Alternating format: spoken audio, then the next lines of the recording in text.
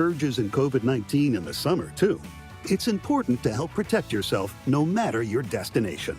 So check eligibility and schedule in minutes at vaxassist.com. That's VAXassist.com. Brought to you by Pfizer. Introducing the new Dell AI PC, powered by the Intel Core Ultra processor. It helps do your busy work for you, so you can fast forward through editing images, designing presentations, generating code, debugging code, summarizing meeting notes, finding files, managing your schedule, responding to Jim's long emails, leaving all the time in the world for the things you actually want to do. No offense, Jim. Get a new Dell AI PC starting at $749.99 at Dell.com/AI-PC. How those ahead stay ahead. The most followed sports radio station in America. 710 ESPN. At ESPN Los Angeles on Instagram, Facebook, Twitter, YouTube, TikTok, and Twitch. LA's mega sports station. 710 ESPN. 710 ESPN. Your home for the 17-time world champion Lakers. KSPN Los Angeles, a Good Karma Brands radio station. 710 ESPN. Here we go, Travis Rodgers, DeMarco Farr. The far side. You ready for the far side? I'm in the far side. You're in the far side. Go. Welcome to the Travis and DeMarco Show. So let's get to the fun, shall we? The Travis and DeMarco Show right now. Yeah! How you feeling today, DeMarco? Good. Thinking about the bench. Which bench? Getting benched? Just getting benched, the bench, period. That would have worked on me, Did you ever get benched? Yeah. Yeah? Yeah. For what? What'd you do? I brought home an F. That's the F and PE. Oh, you got benched by your mom. And the coach. Oh, okay. She just beat him to it. Like, I'll take care of this. I embarrassed her. So, I got benched once for being insubordinate. Towards a coach? Towards a coach. Yeah. Yeah. So in college and pro and high school? I got the start. He just ripped me out and sat me there for like 70% of the plays. Oh, yeah, that's and no proved good. the point. And you know why that sucks the most? Because then people come up and say, why didn't you play? And then you got to come up with something. In San Francisco with my entire family behind me. Yeah, he knew. Yeah, he won. That'll he was right. do the trick. He was right. That'll do the trick. Yes. Maybe that'll work. Benching people. We were talking about benching people. Who was the kid? O'Neal Cruz. O'Neal Cruz, the maniac. Yeah. Who's not running for stuff? Who's We letting... didn't know how many outs there were. Oh, my gosh. Yeah. That's so disrespectful.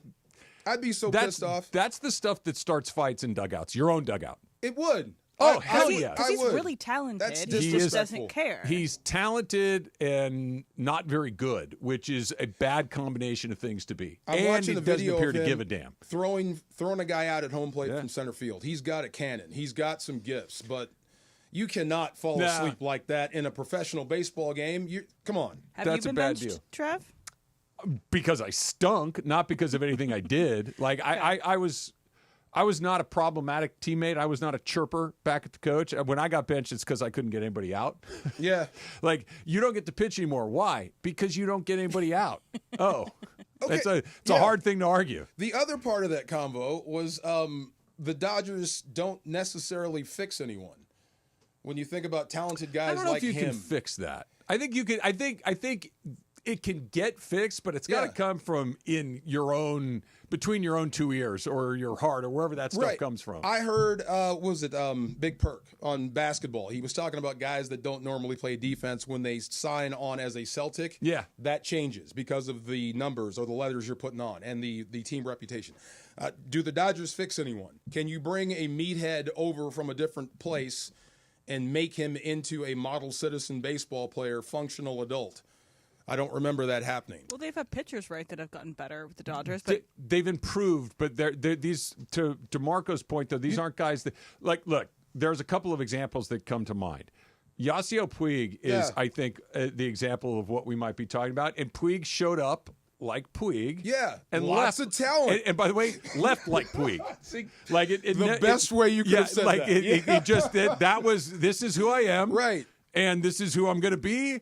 And see you later, and I'm going to go do it over here. It and by the way, was out of baseball like that after it happened. That went quick because the second the performance starts to dip, I don't have time for your stuff. You should get credit for him hanging in that long because he was done once he left here. That's crazy. So normally they don't fix people. let's go through a couple more. Okay, let me think.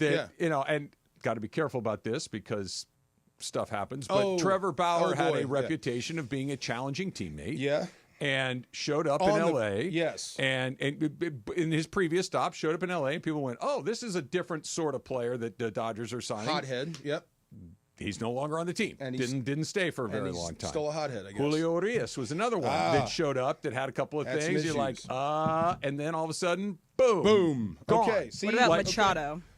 Okay, see another guy that came Machado, left Machado. Became a worse Machado. Yeah. Same. Like the Baltimore Machado. Same. Dodger Machado, Okay. Machado. Better stats, San more Diego stats. Machado. Same Like, guy. The, There you go. the difference with him is he never really gets in any trouble. Yeah. And he's always pretty damn good. Right. Like the performance doesn't vary all that much. Yes, you wish you get he a would Hall of do- Fame performance. Yeah. And by the way, I think he's in his own odd, weird way has become a leader in San Diego. Like he kind of sets the tone in San Diego he for found better the or right for gang. worse. Yeah, that's but yeah, that's his We got group. Scherzer. Yeah. I mean, he was here for like but he's just 3 months. a lunatic. Yeah, it's just nuts. Like he just He's not from burns this so world. hot that I mean he's not of this world. The first time Yes. he pitched for the Dodgers, Dave Roberts gave him an attaboy tap on the butt on his way, and he turned around like he's going to axe murder his face. Snapped. Like, Yeah. don't touch me. Whoa, Dexter, whoa, I know. whoa. Yes. Sorry. Yeah. They don't necessarily fix people. I mean, I don't know if anybody does. You could come in, do your gig, and leave, Yeah. but it just doesn't seem like you go in, I guess, unpolished, and then you get that Dodger shine, and you come out Performance-wise, yes. Personality-wise, at all. not Yeah, so much. I respect I that. really so do much. think, though, that it's a different sport than basketball or football because I know baseball is a team sport, but it is pretty individualized. You are at bat by yourself. You make the plays pretty much by yourself. 100%. Football and basketball, you need to be a team. I have to get along. Not get along. I have to work in concert. We have to be on the exact same page on a football team, or else this stuff doesn't work. Yeah. It just doesn't work. Right. If the guard decides to freelance, we're all dead. No matter how much we disagree or Right. don't get along, when we're out there, We we've got to got to figure be a this out. team. Yes. Basketball too. Like we got to work together. Unless I'm the best player on the team, then I can kind of freelance Right. because I'm the I just can't not talk to you. dude. The left fielder can do whatever the hell he wants. That's It doesn't affect the crazy. first baseman at all. When I get into the batter's box, Yeah. I'm there by myself. Who helps you with guys like Cruz then? You just hope they wake up and psychiatrist? grow up on their own. I'm not even being funny. Like somebody that. Why are you not Your paying attention? ass is costing me games. Well, then you got to get rid You're of them. costing me money. And that's the conversation about special talent merits special consideration. Okay, he yeah. has special talent, but the performance isn't there. Like he's not a good player. That's true. He I have seen that before. He is a talented person, but he's not a good player. There's a huge difference between those two things. That's when the manager or coach or somebody above has to step in. I have seen that where said veteran goes up to young moron and veteran says, you got to shape up. And the rookie looks down and goes, I'll buy you, and walks out of the room. Yeah. Who controls that then? This is when your coach, your manager, your GM, somebody's. That's when fights start. That's when, I guess so. That's the only way to do it, right? I haven't ordered my golf balls yet. I clicked on the thing and I was in a. You have to order golf balls. I will. Okay, you have Yeah. to. Yeah. That's part of it. You can't be like taking that and buying shoes or anything else. No, with no, it. It's golf balls. golf balls are what I want. Now the VIG was for anything you wanted. The $25. No, the golf balls are the thing that I need. Okay, good. The other stuff is just like you said, a little fun. Yeah. But I have not done it. I tried to order yesterday. I was in a bad Wi-Fi spot, so I'm gonna try again later on. Nice. But Okay. did you recircle back with Mario at all yesterday and break down our conversation on Mario that? I did. Farr? You know I did. Of course I did. And? I showed you what he sent me. He showed you a picture of Mr. T and Rocky from the first fight, where Rocky takes an ass whooping. He did. Okay, that's what he said. And then Rocky won the rematch. See, now I told him you said that. And then he said, I sent the first fight. That's the world we're living in. So this is where we are. Okay. All right. So this is getting good. But All right. look, when I did tell him what you told me, that Rocky won the second fight, I know you got him. You know why? He stopped talking. I'm like, this is good.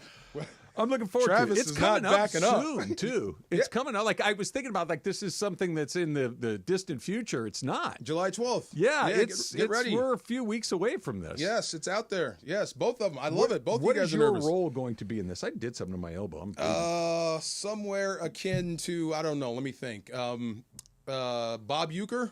Okay. Will we have a social media person Don there? King. Good question. Don King. Yeah, you should grow your hair out and poof it up a little bit. Jennifer Melfi. Because one of you guys is going to need somebody to talk to. Okay. Yeah. Okay. I was going to say you could be the social person recording key moments. Of we got to figure out if we're going Scorsese. to have a social media assistant in this thing. Guaranteed. Yeah. This will be a DFAR production. I cannot wait. This is for us. It'll be good. I'm going to box this up. This will be our Christmas presents. We're going to call this Travis versus Mario. Can't wait to see this. Yes. Mario and I need to figure out a wager between the two of us because you guys all have all your other things going on along the ways. And we'll come up with something. I will keep everybody back. Mario is a Scotch man, I'm assuming, because of what he said. Whatever you need, I got it. I'll keep you hydrated. I'll even hold the umbrellas. I'm just there to facilitate. I want to see the competition. All right. I'm that guy. All right. Well, yes. How are you feeling this morning, Em? Fantastic, because I think I had the best draft in the Clinton and Friends draft. Fridays. I love you're the draft. in another draft. So Clinton and Friends, I help with his show a little bit. Set him up in the morning with his camera angles. And what we were doing, we're drafting 4 newsmakers for the summer. Okay. So people that will be in the news, brought up in a positive light. Positive. If you get negative points, if they get suspended, if they cause quote unquote team strife, so etc. the old phrase "there's no such thing as bad publicity" does not apply here. Does not apply here. So you kind of want people that are going to be active in the world of sports. Will be conversation topics, but maybe not negatively. Did you take the big dumper? I wanted to. He got taken second overall. So I was like, okay. oh my goodness. And if Clinton brings it up, it's more valuable. So here's my 4 people. You have 3 athletes and then 1 person that is a wild card. Okay. And we could not take LeBron or Shohei Ohtani. They were off the board. They were non-draftable. Didn't fit in the graphic, huh? They didn't fit in the graphic. They were too big. So my pick number 1 was Caitlin Clark. Okay, so going to be, especially in the summer months when WNBA is going, it's going to be big. Paul Skeens, because NL Cy Young potential could be traded, or is the idea that he might not be traded? That could go one of 2 ways. You've got about a month before the MLB trade deadline, right? So you got about a month of Skeens' name, maybe because they're not going to trade him, but maybe the talk is they're not going to trade him. Yes. So he's being mentioned at least. He's making news. Skeens, the name will come up. The names will come up. The second the trade deadline is over, you're not going to hear his name again because the Pirates stink. I think this goes into like mid-August, where he goes, right? or he gets traded. Well, he's not going anywhere. That's the point. He's going to stay in the Pirates. He's not going to be traded? No, hell no. I'll bet you. I thought I'll you said he was. No. Oh, never mind. So the thing is, he might be mentioned, but not traded. But that's the whole. Skeens. No. Never mind. At this point, probably not. But also, he has a famous girlfriend, so maybe he'll be mentioned with Livy Dunn as well. Do you get Livy Dunn like? No, flashbacks? but it's like, if he's mentioned alongside her, then there's that. And then I have Jerry Jones. Good pick. Because he's going to be talking at some point. Selling the Cowboys? Especially because ESPN's Jerry going to be talking news. about it. Jerry always makes I thought news. that was going to be his next thing. Yeah. Jerry sells the Cowboys. He Since could. the Lakers are went being for sold, 10. That's what I'm saying. 12? Or at least he'll have Jerry could be kicking somebody right now saying, 12? I missed the market. 12? Yeah, I could have sold the Cowboys. The thing, too, is like he will be asked about it. And so even if he has a yes or no answer, he's going to be talking about it. First thing I thought when the Lakers came up. I'm like, here comes Jerry. Yeah. And then my wild card was surprised that this person was not on the LeBron Ohtani list, but it's Taylor Swift. I was like, newsmaker is going to be alongside Travis. Travis was off the board. I couldn't get him. But, I mean, she made news last night. She came out at tight end university. So we'll see. What about Aaron Rodgers? Was number 1 pick of the draft. Oh, okay. Yeah. Okay. I picked 5th. So Yeah. I had some of the comebacks, but yeah.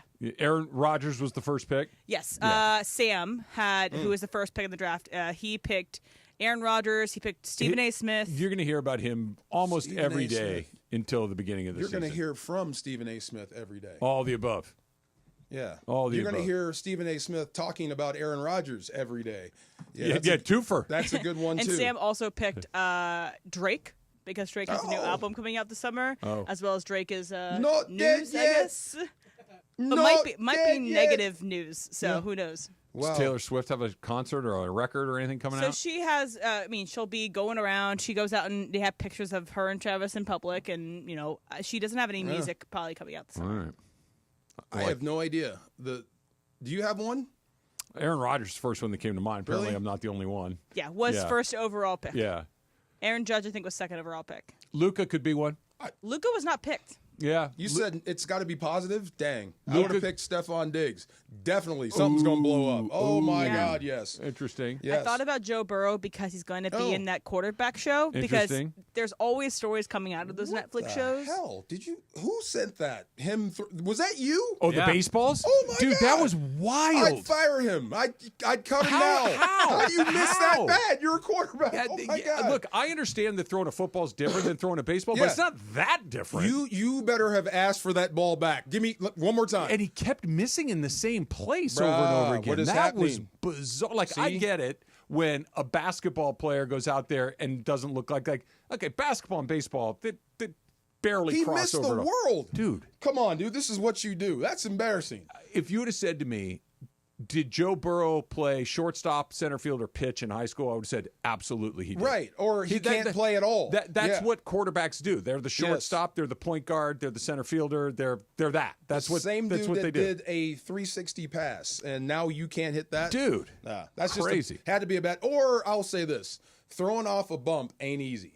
Especially if you're not used to it. It's weird. It's not that hard. It is weird. It's not that hard. When you're falling off a cliff going downhill for the first time, it's weird. That scared the hell out of me. Throwing out a first pitch. I had never thrown off a mound before. I guarantee you, or a big mound like that. You would not have missed like Joe Burrow missed. I might have. No. I might have airmailed one. You did a 180 pretty quick. You went from what the hell is that to defending him in a second and a half. Throw it, but that was terrible. You're a professional quarterback. But throwing off a mound ain't easy. Beyond awful. Yeah. Dude, it's not like you're stepping off a cliff like Wile E. Coyote. See, it's a gentle grade down the hill. That's your happy place. That is scary being you go from Randy Johnson down to like 6 feet. Not that scary. That's crazy. Not that scary. Buenos dias. Buenos dias. How are you? I'm good. Feeling good? Yeah. Good. Watched Ilya over the weekend. Oh, yeah. How was it? It was cool. How was the theater? It was nice. You know, a lot of kids in there. Okay. You know, it was messy. Was that a book?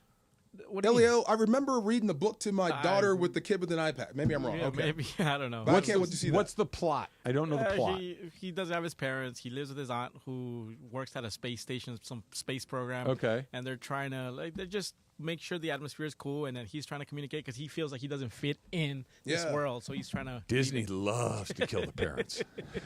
They really do. They really do. I mean, that's the they formula. really do. There's less adults to pay. That sounded so terrifying, Travis. They really, take that back. Go through the movies. Oh, my God. You just shook my soul with that. Go through the movies. No, seriously. So no, here's seriously. so Nickelodeon, the parents are dumb. Disney, parents are dead. They're gone. Oh, come on. Yeah. Stop. It was good, though? Like for a 10-year-old? Yeah, it's a Lion cool King, movie. Yeah. Cinderella, Sleeping Beauty, Same? Nemo, Same? Elio, Okay. All right. Bambi. Take your pick. Okay. The Incredibles, they're both alive, The but they're in Incredibles, they danger. are. Incredibles, Coco, yes. they're alive. I mean, half and half. Yeah, but then they go to the world of the dead. There's a lot going on there. There's a lot going on there. We are 4 days away from LeBron James having to make a decision which will inform just about every other decision that the Lakers are going to make. What do we hope he does? It's coming up next. It's Travis DeMarco, 710 ESPN. For ESPN LA contest rules, go to ESPNLA.com and click the contest button. When pain keeps you from doing what you love, Hoag Orthopedic Institute gets you back to you.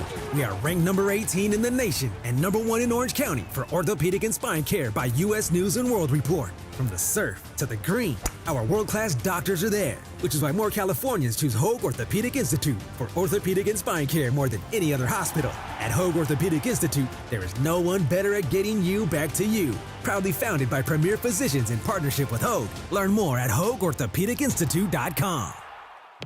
Hey, DeMarco Farr here. Join the club at Pechanga Resort Casino. New club members who sign up receive a $25 resort credit as well as a chance to win $100 in bonus credit. Enjoy perks like earning club dollars with every bet, invitations to exclusive promotions and events, and much, much more. Visit the club at Pechanga to sign up and start receiving benefits right away. Your perfect entertainment resort and casino combination is available at Pechanga.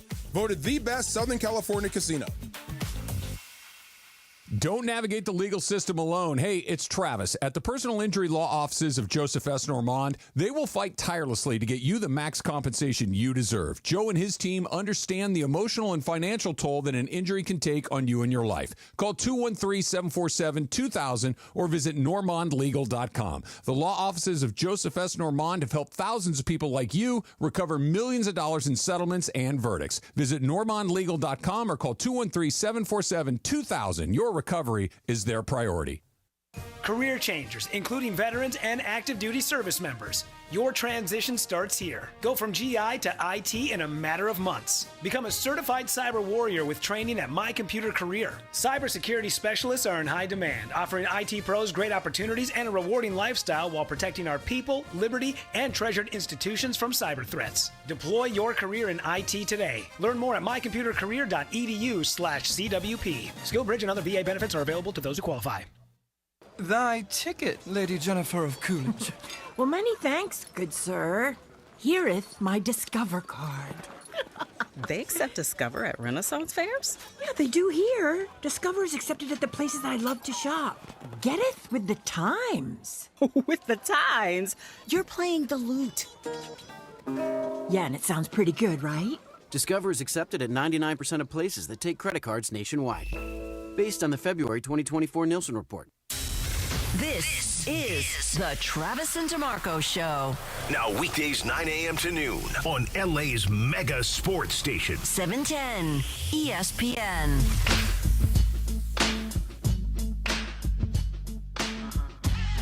Can I ask you a real personal question? Yes.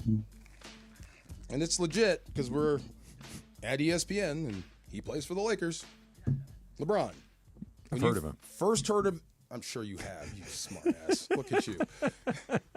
When you first heard of the marriage between LeBron and the Lakers, how happy were you? Ecstatic. Over the top? Yes. Okay. No doubt. No. Okay. None. Zero. None. Zero. Yes. Did you have an idea that it would be this way towards the end? No.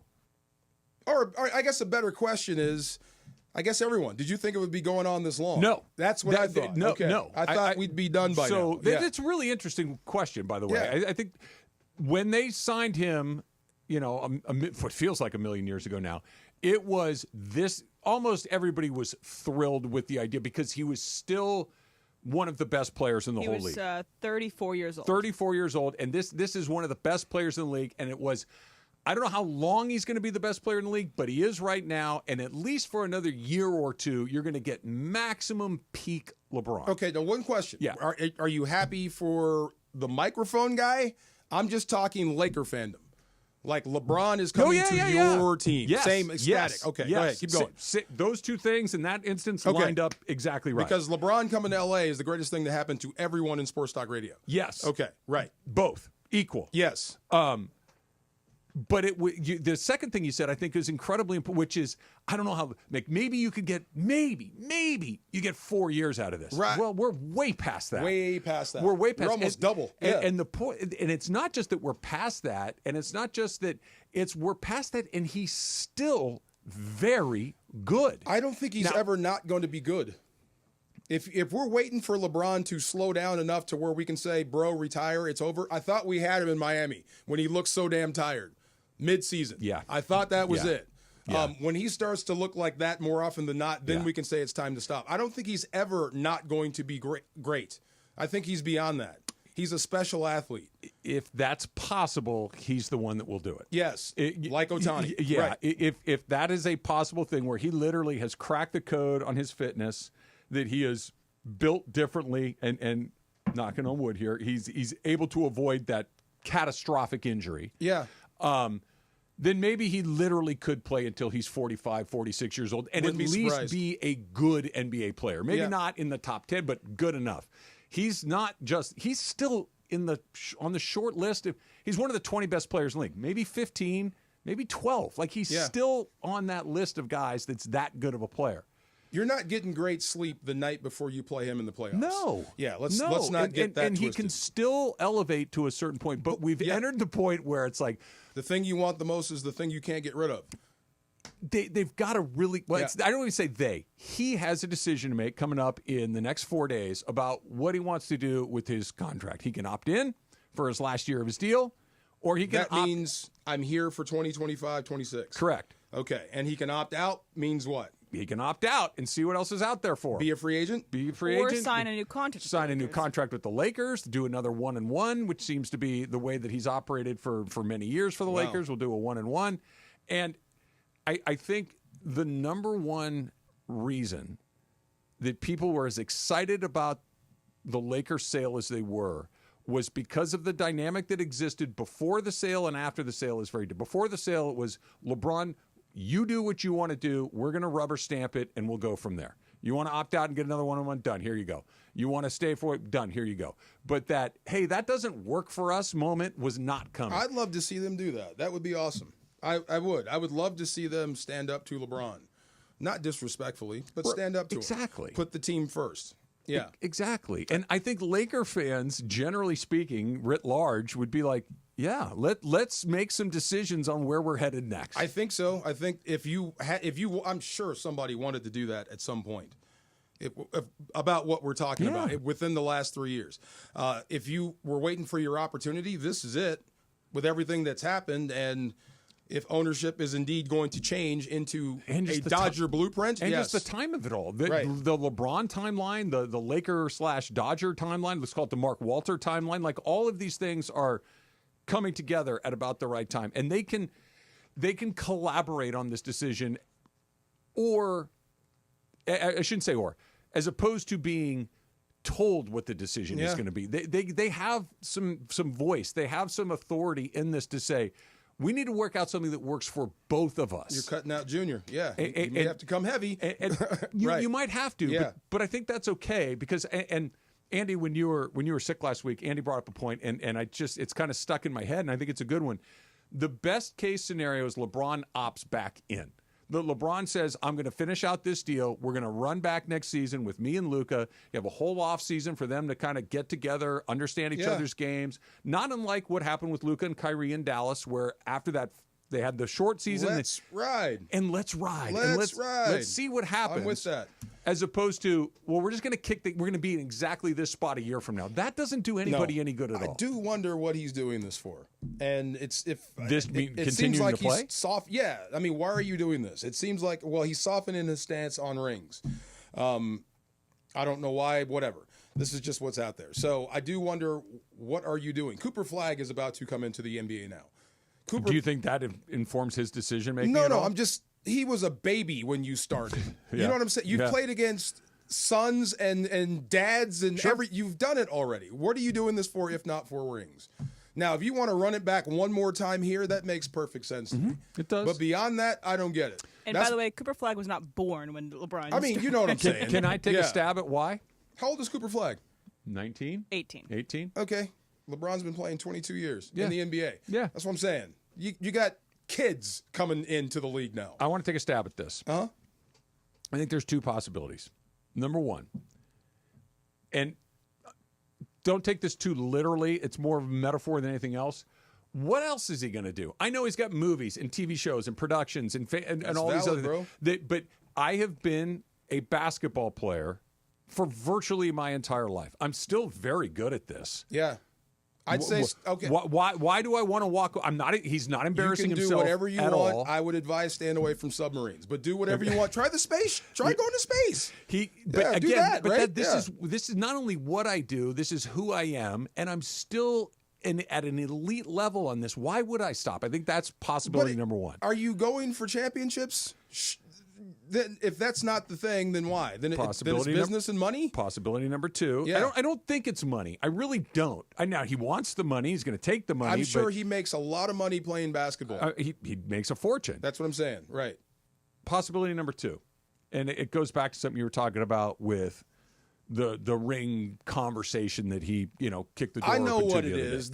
He's after a championship, but this is what he's putting out there. This is... would he like another championship? Of course he would. Yeah. Is that the singular focus moving forward? No. I it's a ring count for him. What number two is, I don't think it's a ring count because what number two is is I need to win every other possible category in the history of basketball. Like we talk, we joke about all the time. Wilt Chamberlain's on the list. Everything. That I need to be the guy at the top. Eventually, it's going to be LeBron. At the top of everything, and I want to set it so far out in front of everyone else that no one can ever come get this in my lifetime. The numbers. I'm not going to be 6-0. I'm not going to get 6 rings. I'm not going to get 8, 9, 10 rings like Bill Russell. That makes sense. My thing is, I've got literally everything else. I will say this about the GOAT combo. Obviously, I'm wearing Kobe, Jordan, LeBron. You will never see this again. 22 years at this level? No chance. Yes. And okay, I agree. Yes. What if it's not 22? What if it's 23 or 24 or 25? That's what he's that's reason number 2. Well, let the other guys telling me you're breaking Achilles now. It's killing people. But he's not. Calf strains, I know. But he's not. That's the point. Right. Is that I'm doing something that's never been done before, that will never be done again, and where Kobe Bryant was absolutely done in his 20th year. Done. He just wasn't the same guy anymore. Tim Left Duncan, it all on the floor. done. On the floor. I'm in my 25th year, and I'm still and I'm Rock not and just roll. surviving. Yeah. I'm playing really well. If And that's I your think motivation, that's number 2. then that makes sense. Then that's just good Lord, bro. I mean, that you're not of this world. Because you could literally play 30 years. 25 does not feel ridiculous. If you can play 25, you can play 30 without injury. That's what I'm saying. Maybe, yeah. but that's crazy. I really do think, number one, this is what I do. I'm still very good at it. Why would I stop? I think that's number one. Number Yager 2 was is 90 when he retired. Yeah. No, number 2 is I'm going to put every single record there is like he passed Kareem for the point total a couple of years ago. I'm going to go past Kareem by 5,000 points. It's like it's and I'm ridiculous. with you. And I love the guy. Like I said, I respect him athletically. That's like Bear Grylls. You're surviving things I didn't think were possible. This is why I tune in. But I'm about championships. That's all. He may not be.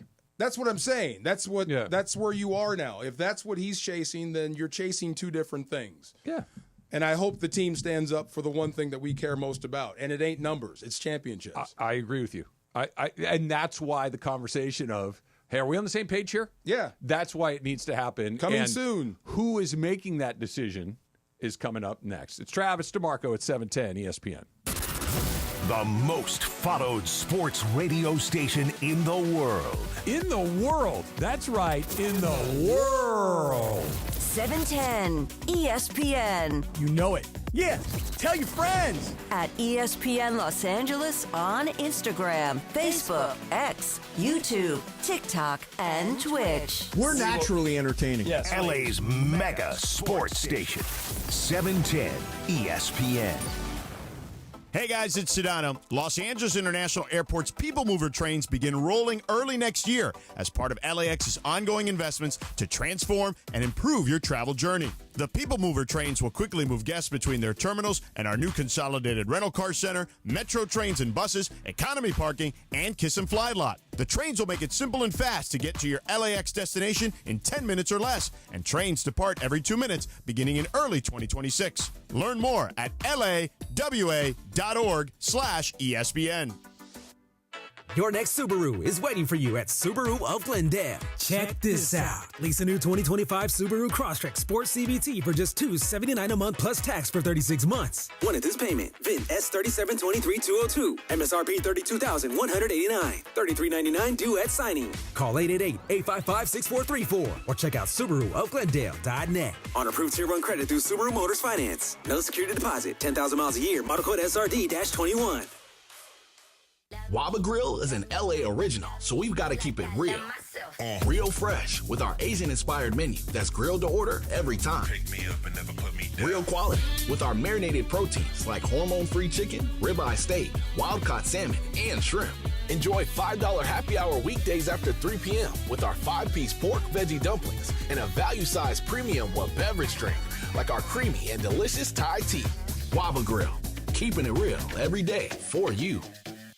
Have you checked out the new Park West Bicycle Casino? Only 9 miles from downtown LA, right off the 710? The bike has been reimagined with new ownership, renovations, and 200 table games. On July 1st and July 15th, buy in for $100 and get $100 in Lucky Chips plus $50 in free play chips. ESPN listeners get $30 in match play when they walk in and say, Cappy sent me. Park West Bicycle Casino. Real cards, real prizes, real close. Please gamble responsibly. 1-800-GAMBLER. GAR-001291, 001289, 001292. PSIS license number 1358. Empower. Tim collects bobbleheads. A lot of bobbleheads. Baseball bobbleheads, race car bobbleheads, little chihuahua bobbleheads. He's got an entire room strictly for bobbleheads. Does he need them? No. Is his wife mad about it? A little. But Tim works with Empower, and he got good at money, so he can be a little bad. Ooh, horse bobblehead. Classy, Tim. Empower. Invest well, live a little. Start today at empower.com. Every success you've had began with a great opportunity. Now there's another one.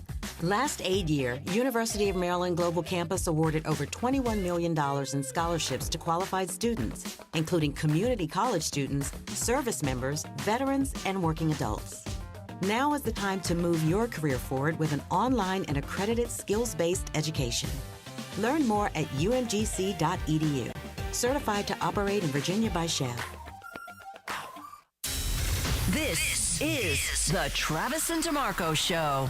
Now weekdays 9 a.m. to noon on LA's mega sports station. 710 ESPN. Okay, I have one more thing to say about this LeBron thing. There's no way everybody felt that way. I know some Laker fans. He had just brought a team to a championship basically I know some by Laker himself. fans from the 80s. Not everybody was ecstatic. Some people were nervous. About what? But they couldn't have foreseen this. I agree what you're saying, but I'm curious if we're thinking the same thing. Because it was more than player acquisition, which is what the Lakers do. This was more of a partnership from day one. Their fear being that where we ended up was where we're going to end up. How might this change the Lakers? How might he change the Lakers? Remember we were talking about the Dodgers? Do they fix people? Mm-hmm. You can't say. You have to say this. LeBron has changed this franchise forever.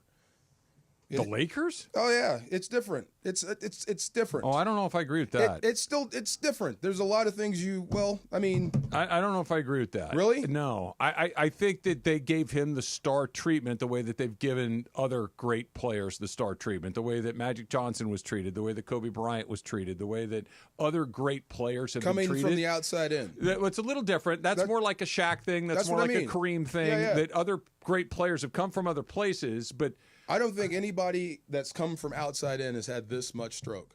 Oh, Kareem did. Shaq did.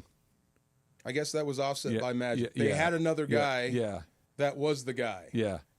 And Kareem wasn't that guy anyway. Not like this. Not like this. The difference, I think, is and I agree with you. I think there was a subset of Laker fans that they felt that LeBron, and I never understood this. Can I ask a hard one?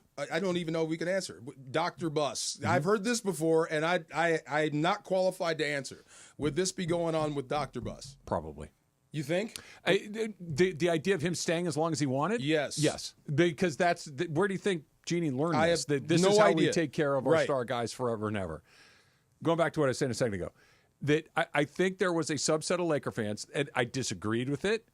I didn't think it was real, but I know it was out there. What? That LeBron showing up in the Lakers somehow, some way marginalized Kobe. That it was a threat to Kobe's legacy. I forgot about that. Never made any sense to me. That's legit. Because it was out there. I'm not saying it has merit, but you're right. It was out there. It was out there, and that if you were a slap in the Kobe face. Bryant fan, somehow you weren't allowed to be a LeBron James fan. That's never made sense to me. The they're both great clash. players. It's just he's on this team now. Like if LeBron and Kobe ran into each other in the finals 100 times, like if all of a sudden you were going to bring Larry Bird into the Lakers in the late 80s, you would have been like, well, this is weird. But you would have got over it because Larry Bird. But I see that. I remember there that. was You're that right. weird dynamic. It's that styles clash. The more elevated LeBron came, that in that particular person's mind, that meant that Kobe got pushed down. That never made sense to me. Almost to the level, and you've felt this with Jordan and AI back in the day. AI was holding it down for the urban wear. Jordan was wearing suits. Yeah. They were both great on the court, but they represented two different things. Yeah. Same thing with LeBron and Kobe. To some respect, it's like polar opposites of each other. But I Laker remember that. fans That was in particular, kind of and I think that's why, and I think that group has grown and to inform where we are right now and the decision that needs to be made in the next couple of days is there have been great Laker players, and then there are the guys that Laker fans feel very special about. Jerry West. Oh, yeah. Magic Johnson. Shaquille O'Neal. Yeah, the Mount Rushmore. Certainly Kobe Bryant, right? These guys that James were, they feel a certain way for him. It's not just that they're great players. They feel a certain way about them. I don't think that's ever been true of LeBron. I think it's very transactional. That's what we're saying, right. I'm going to come here. I'm going to play my ass off for you. I'm going to win a championship, which he did. I'm going to be one of the great players in the league for a long time. He did what he came to do. But the emotional component of it never matched the basketball component of it. I think we're at the top of Mount Everest. No one ever thought it would go on this long. Yeah. That's the issue. And now you're in the Luka era, and what do you do with that? So and that's you're the next transitioning, guy, right? Yes. So the question becomes, he's got to make the decision in the next few days. The person that had been making the decisions before, the Buss family, in particular Jeanie, is still kind of going to be in charge of this. So I want to read a quote to you. This is from the latest about the acquisition. And it was written that Jeanie Buss, quote, will continue to oversee all team operations on a day-to-day basis for the foreseeable future, close quote. Okay. That's good for him. Why? Well, isn't that his connect to the top? Well, she's not the top anymore, is my point. Well, I mean, she's there. She's got influence. Why? Well, she still runs the joint. That's what it says. But my point is, I just bought this thing. Yeah? Okay, I'm coming in. You designed the house like this. I just bought the house.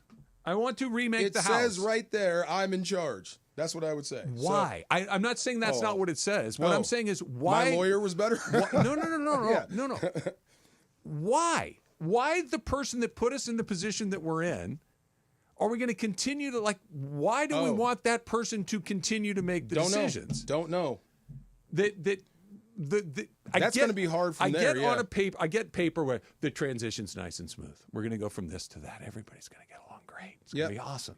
But I hope that this is more of a, hey, this is all good. She's going to be here for the foreseeable. And then it's like, hey, we're going to make a decision on LeBron. Hold up. Let me think about this for a second. I need to weigh in this. How did Cuban do? Because I'm not a Mavericks fan. I don't know. I thought he ran the team for a while after he sold. Right up until all this, what hit the fan. And then it's like, well, clearly he wasn't. Right up until Luka? And even before that. Very clearly, he's going to stick around, and he's going to be a part of this. And then very quickly, he was marginalized, and he was not a part of the decision-making process. I had disassociated Cuban with the Mavericks before Luka, but it did happen before definitely Luka. solidified it. This would not have happened. That was the most tangible evidence of, look, he has zero swing in this, which, look, he sold the team. And that was a few years between sale and that. Sure. Okay. It was like 1 year. Was it 1 year? It was almost immediate. Well, that's what this is good for LeBron. And that's what I'm getting at. I know what it says. My question is, I just bought the car or the house or whatever you want.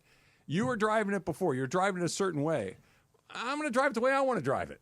I'm gonna decorate it the way I want to decorate it. You're one of them. See, I just want to what? You see, I had a coach that did that at UW. Did what? See, he became the head coach and he changed everything. The other way was working too. This isn't working. This is the part that you're skipping over. We were almost there. We could have won that Lost series in the first round. Which series? We could have beat Minnesota. We just need a few more players. players. No, are you being serious right now? A little bit. I mean, look, are you really being serious right now? I mean, it's not like we stunk. It's not like we stunk. If the goal is to not stink, then let's do this forever. And they were the 3 seed, so it's not like they I don't. You're not battling for the play-in. I'm with you. I'm just saying. They were battling for the play-in every season for the last 5 seasons, except for the last one. So they had something. They did something right. At the end of the season, they were competing to stay out of the play-in tournament. Everything from 3 to 6 was 4 games difference, maybe. And come on. This is. Blame Austin Reeves. Yeah. Oh my God. This is. I'm just going to assume you're making stuff up as you're going along because this is what you're saying is making no sense at all. No, I'm just saying. I mean, it's not like they were horrible. I'm going to talk to the corner of the room over there. It's not they were horrible. Yeah. But that's not the goal, DeMarco. Right. They could be better. You were saying last segment that rings are the goal. Now it's let's not suck. Like I said, I'm with you. Which of these two things is it? Can I give you 1 year? Or we're just going to cut the whole head off? It's my house. You can rent the room from me. If you don't have a new place to go, you can live in my garage for a year. And I'm not going to kick you. I'm not going to put your stuff out on the street. Oh, okay. But you don't get to paint the house without asking me first. See, you didn't hear me yesterday when they said ownership changes. What happens? I said a lot of empty offices. Yeah. That's what I meant. Yeah. Like all of a sudden overnight, this office that used to be occupied is now full of boxes. Where'd that guy go? Yeah. I didn't even know who that was. Right. Well, they need to build more offices.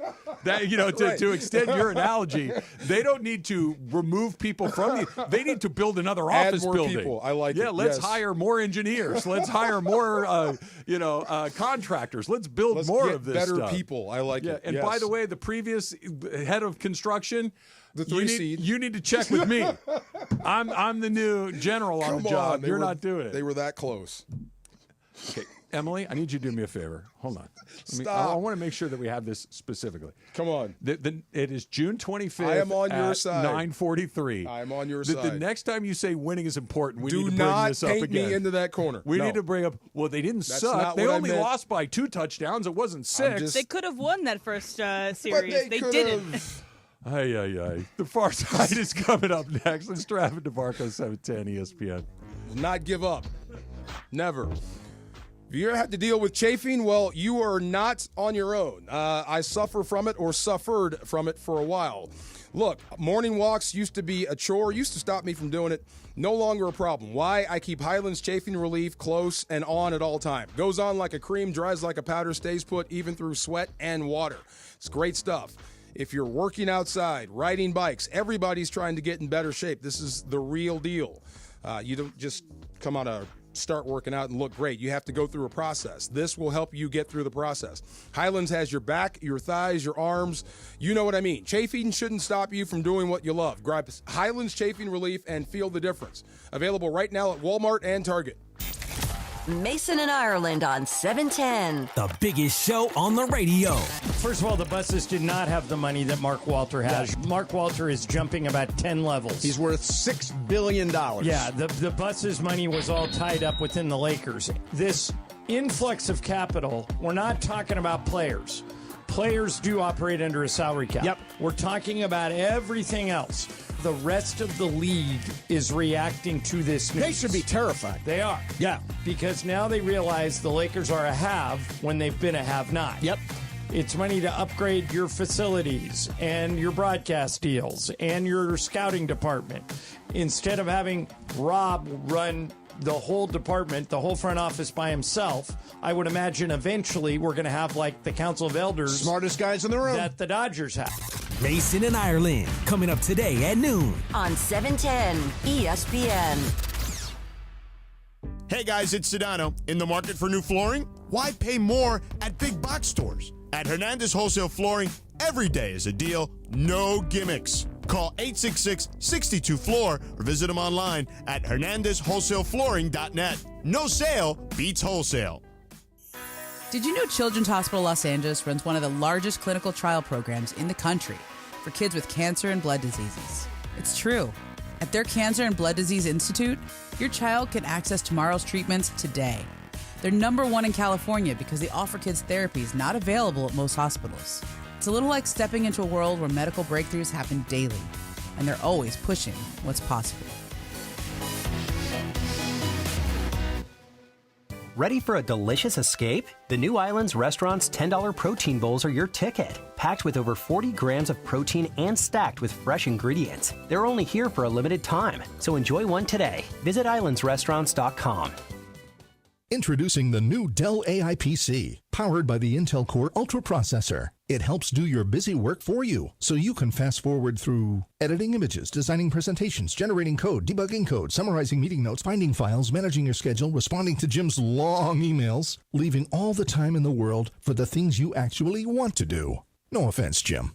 Get a new Dell AI PC starting at $749.99 at Dell.com/AI-PC. How those ahead stay ahead.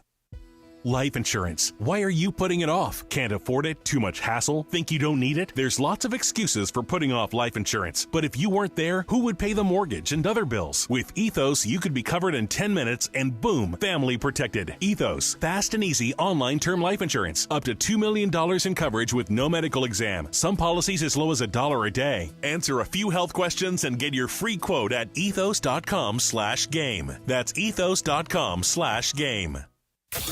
And yes, welcome to the Travis and DeMarco Show. Now mornings, 9 a.m. to noon on 710 ESPN. Your destination for LA sports. Let's get back to the fellas. The Travis and DeMarco Show continues right now. You unlock this door with a key of imagination. Beyond it is another dimension. A dimension of sound, a dimension of sight, a dimension of mind. You're moving into the land of shadow and substance, of things and ideas. You've crossed over into the far side. I'm in the far side. You're in the far Let's side. Go. It is the middle ground between light and shadow. Do you know what helped? 4 or 5 hour ride. I jumped in the ocean. It helped. Between science and superstition. I gotta feel quick. I gotta feel quick. I gotta feel fast. I want to feel naked out there. And it lies between the pit of man's fears and the summit of his knowledge. The far side. Sometimes I have to decipher these notes. I mean, this stuff like pops into my head as I'm walking. Okay. For the most part. And I don't wear my glasses when I walk. So Good sometimes typo. I don't know what I'm typing. I've done that. Yeah. Or if I go crazy with the voice memo and it doesn't understand what I'm saying, I don't understand it when I read it. What the hell did I just say there? Very familiar. Why can't I get a black James Bond? The hell was I thinking about that for? Isn't there a black James Bond coming? No one's been named. There's been no named new James Bond. Idris Elba. No, in the some other competition. dude. There was Sammy the guy Davis who was Jr. Rebel Ridge. Ridge guy. That guy. Yeah, Yeah, that guy's okay. awesome. Is he British? I don't know. Yeah. Yeah. So, but there's been no one has been decided. There was also Regé-Jean Page, who was from Bridgerton, was in conversation maybe, but that was like 6 years ago at this point. Oh, okay. So and no one's been named. And Ryan Gosling may play Black Panther. So I think that's where I started. Where's that from? Look it up. Dead serious. Look it up. He's probably going to play the new T'Challa. There's going to be some sort of angle. I don't know if it's credible, but Is that from like some fake site? I was hoping. See, now that you haven't heard it, it may be a bunch of crap, but it's not the first time I've heard it. Like some sort of Marvel, whatever you call that, secret or whatever. But anyway, so I think I was thinking, if I can have a white Black Panther, why can't I have a black James Bond? And here's something else. Okay, you know, love movies, right? Yeah. Okay, one of my favorite actors is Al Pacino. Sure. He's Italian. Okay. Of my 3 favorite roles, he's only playing an Italian one time. Michael Corleone. Yep. Yeah. And then he plays a Cuban in Scarface and a Puerto Rican in Carlito's Way. Okay. He's an actor. Yeah. Actors can act. The other thing I thought as I'm walking at 4 in the morning. Can I clarify this Ryan Gosling thing? Yeah. So no, he's not been cast as the new T'Challa. It's a rumor. It's not even a rumor. It's people making fun of this kind of thing around Ryan Gosling. So Ryan Gosling, there's a theory of thought that every role he's played could have been played by a black man. So The Notebook could have been played by a black man. La La Land could have been played by a black man. Almost every role besides his role in The First Man or whatever, the astronaut movie, could have been played by a black person. It's from Damien Chazelle. Neil Armstrong. So I guess everyone could have been played by a black guy. I guess I fell for it, whatever, but it was just fun. So one of my favorite movies and favorite storytellers is Clint Eastwood. Okay. Did you like The Unforgiven? Very much. Okay. What's his name? Gene Hackman, his little Bill Daggett. Bad guy. Won the Academy Award. Yeah. Great character. movie. Okay. Yeah. Who else was in that movie? Morgan Freeman. Correctamundo. Yeah. So Clint Eastwood turned Hollywood on its head. So what century is that? Was it set in? Yeah. Like late 19th century, my guess. And his partner was Morgan Freeman. Unforgiven? Yeah. In Missouri, where most of these Civil War deaths happened, and nobody mentioned his color in that movie. So they asked Eastwood about it. You know what he said? Ned's actually white. He's just played by a black actor. So that's what I'm thinking. Like, why can't I have a black James Bond? I think you can. Thank you very That's much. also Clint Eastwood saying it, so take it with a grain of salt as I know, well. he's a little nuts. He was talking to a chair once. But, I mean, I got where he was going. I mean, and it's weird when you do watch the movie, go back and watch it. Even when the posse catches up. This is when Tarantino lets it fly. Never comes out once. In the entire movie. Anywhere. Even goes to a house of ill repute and hooks up. In that time in Missouri? Are you out of your mind? No one says a word. What's interesting, so Viola Davis has talked about this when she's been doing conversations. She came up in, was classically trained in the theater, and she had to learn these huge, like, white monologues, roles typically played by white people, that Viola Davis had to learn because that's the pure, I don't know, what the classical way of growing up, like the Shakespeare way of learning how to be an actor. But white people aren't asked to play the classically black roles. So it's like that kind of thing. It's like, why is it one or the other when we're talking about these roles? I don't know. It's weird. And one more thing. This is so funny. So I knew Joker's entire backstory well before Heath Ledger was born. Okay. This is comic books. We go back to the 70s. We saw the 60s Batman. We knew everything about Joker. So Nicholson's Joker was for us. He was playing Joker, the Joker that we knew. Heath Ledger took it to a whole new thing, right? So it became a thing. Anything connected to DC, you want to know who's playing Joker or what Joker. How is he going to do it this time? I didn't mind Jared Leto's Joker. Did you guys? Did you see it? I didn't see it. Okay. No one saw it? I didn't. Basically, Joker as a pimp. Okay. That's what it was, a white pimp. There was nothing wrong with it. Some people didn't get it. I think they just didn't like him. That Joker was okay. Yeah. All I'm saying is, let's not be afraid to try different things. Why must we hate it before we even see it? I think there's a difference in acting between, I think Heath Ledger played a grounded and well-acted Joker, and from what I've seen of the Suicide Squad, the Jared Leto's version of the Joker, it's way too broad and not grounded at all in reality, which I know is kind of what the Joker's supposed to be, but there's a difference in, like Jared Leto goes to 1,000 for roles that might need to be played at 100. Well, that's the thing. It's like now it's the thing. It became bigger than the movie. It's who's going to do that. And he harassed his coworkers while doing it because he was method and would send things to his coworkers. The method thing has always been a trip to me. If you send me a used condom, we're not acting anymore. And that's what Jared Leto, I believe. Yeah, that's what I'm saying. If you send me a severed pig's head, we're not acting. You're stupid. What's wrong with you? No, but just that's what I mean. I don't think you like him. That is, I was unaware of that. I wish I could rewind the tape and remain unaware of that. I really didn't need to know that part of it. We're done, dude. If you have to be, who's the guy that played Abraham Lincoln? Is it Daniel Day-Lewis? Daniel Day-Lewis. If you have to remain as Abraham Lincoln when we go to Subway to get a sandwich, I don't know. We're not doing that. And Jeremy Strong did it in succession at times. Yeah, that's what I mean. Like I'm good, dude. We're just gonna go get some wings and have a beer. Right. I don't need to be sitting with the great emancipator. Right. You know, I'm just trying to hang out, bro. How about try acting? You don't need to be the guy. Just and act. That's what Brian Cox would say. It's like you do know that this is acting, Just right? act. You're not this person. I'm just hanging out, man. I love what Kirsten Dunst said when she was asked about method and if she would ever do method. She's like, it seems like something only a man would do. Would be Sounds kind of about terrorize right. his coworkers. I'm and good, man. Yeah. Morons putting their heads through lockers.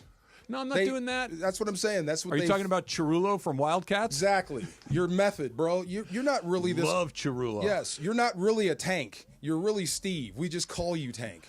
You don't have to behave like one. When was the last time you watched Wildcats? In a while. There's a scene that takes me right out of it. Kind of like you in The Natural. Oh. Except that's not fair with the kid that can't throw. Okay. So my buddy Brian Beckner has got a podcast, The Baller Lifestyle. Very funny podcast. You should check it out.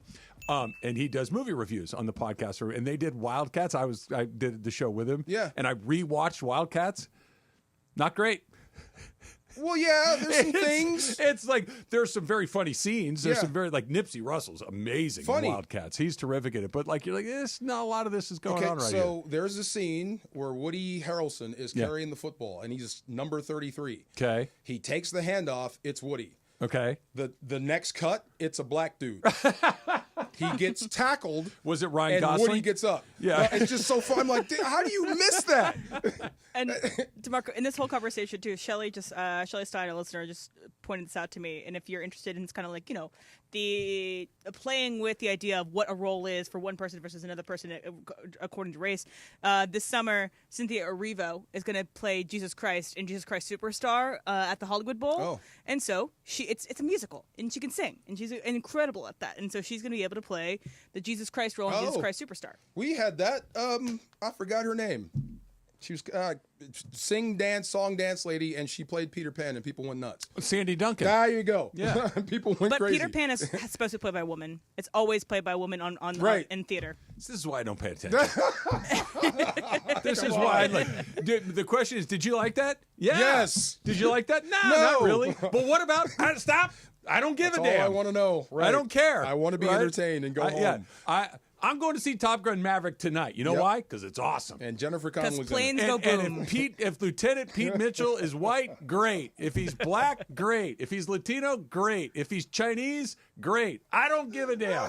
Put the movie up and let the thing rip. Yes, fire Don't the you missiles. dare touch Jennifer Connelly's character. Amen. Penny Benjamin stays Penny Benjamin. Look at you. It's Travis DeMarco, 710 ESPN. Sedano and Cap. Cappy. Yeah. Be honest. You were not happy. I was very unhappy. We don't love an unhappy Cappy. No, you want a happy Cappy. Don't miss Sedano and Cap every weekday at 3 p.m. on 710 ESPN.